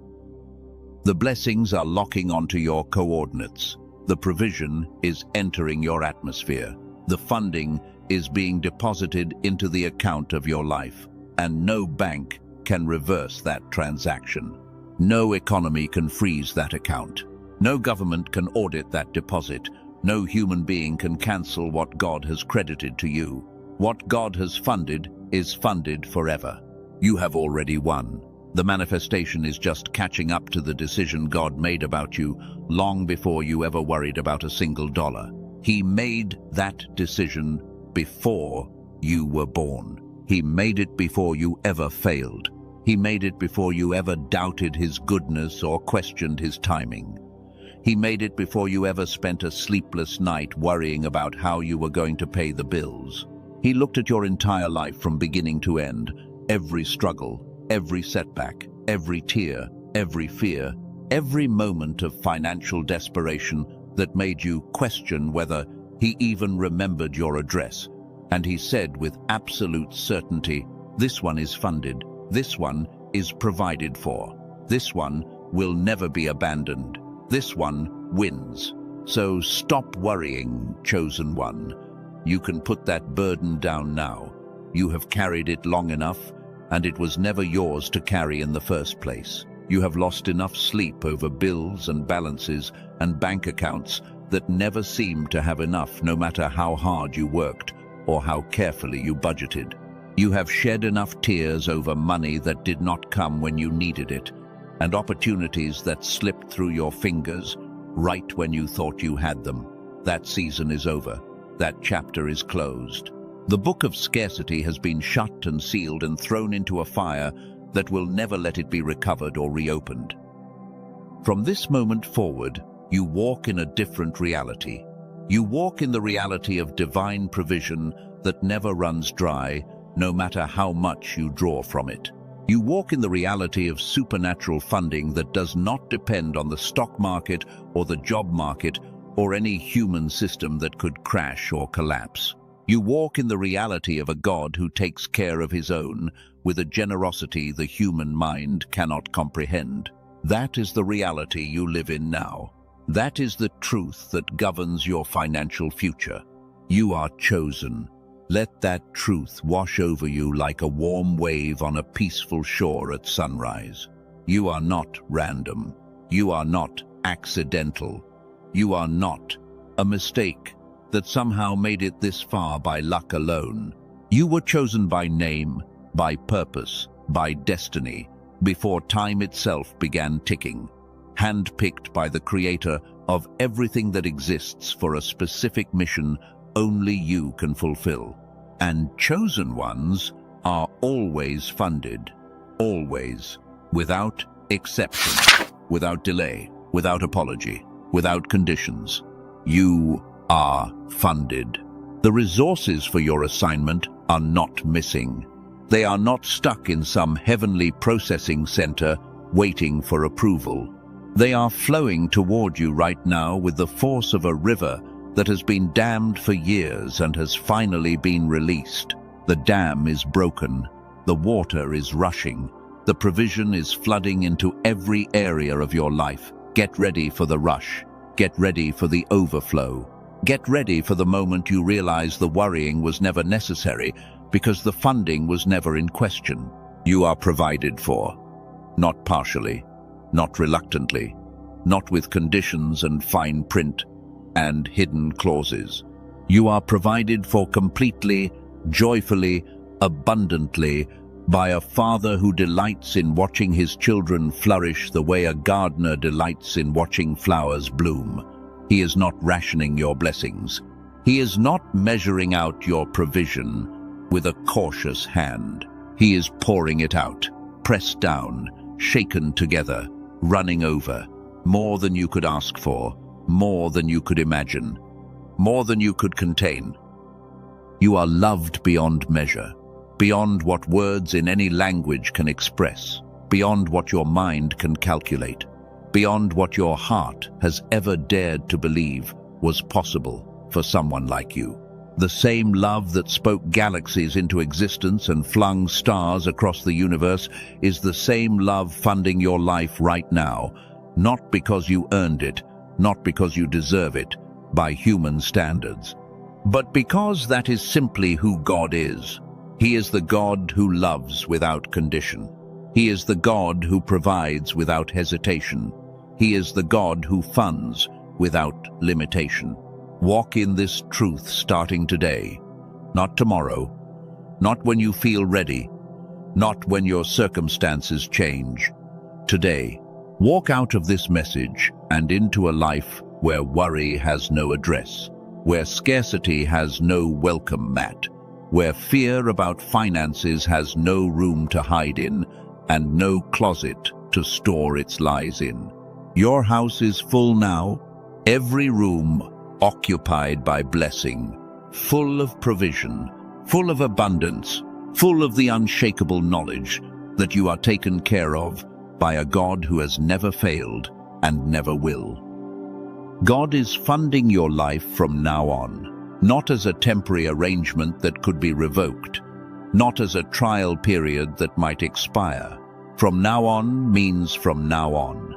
It means today and tomorrow and next week and next month and next year and every year after that, until you take your final breath and step into an eternity where provision is not even a concept, because everything in the kingdom is already yours.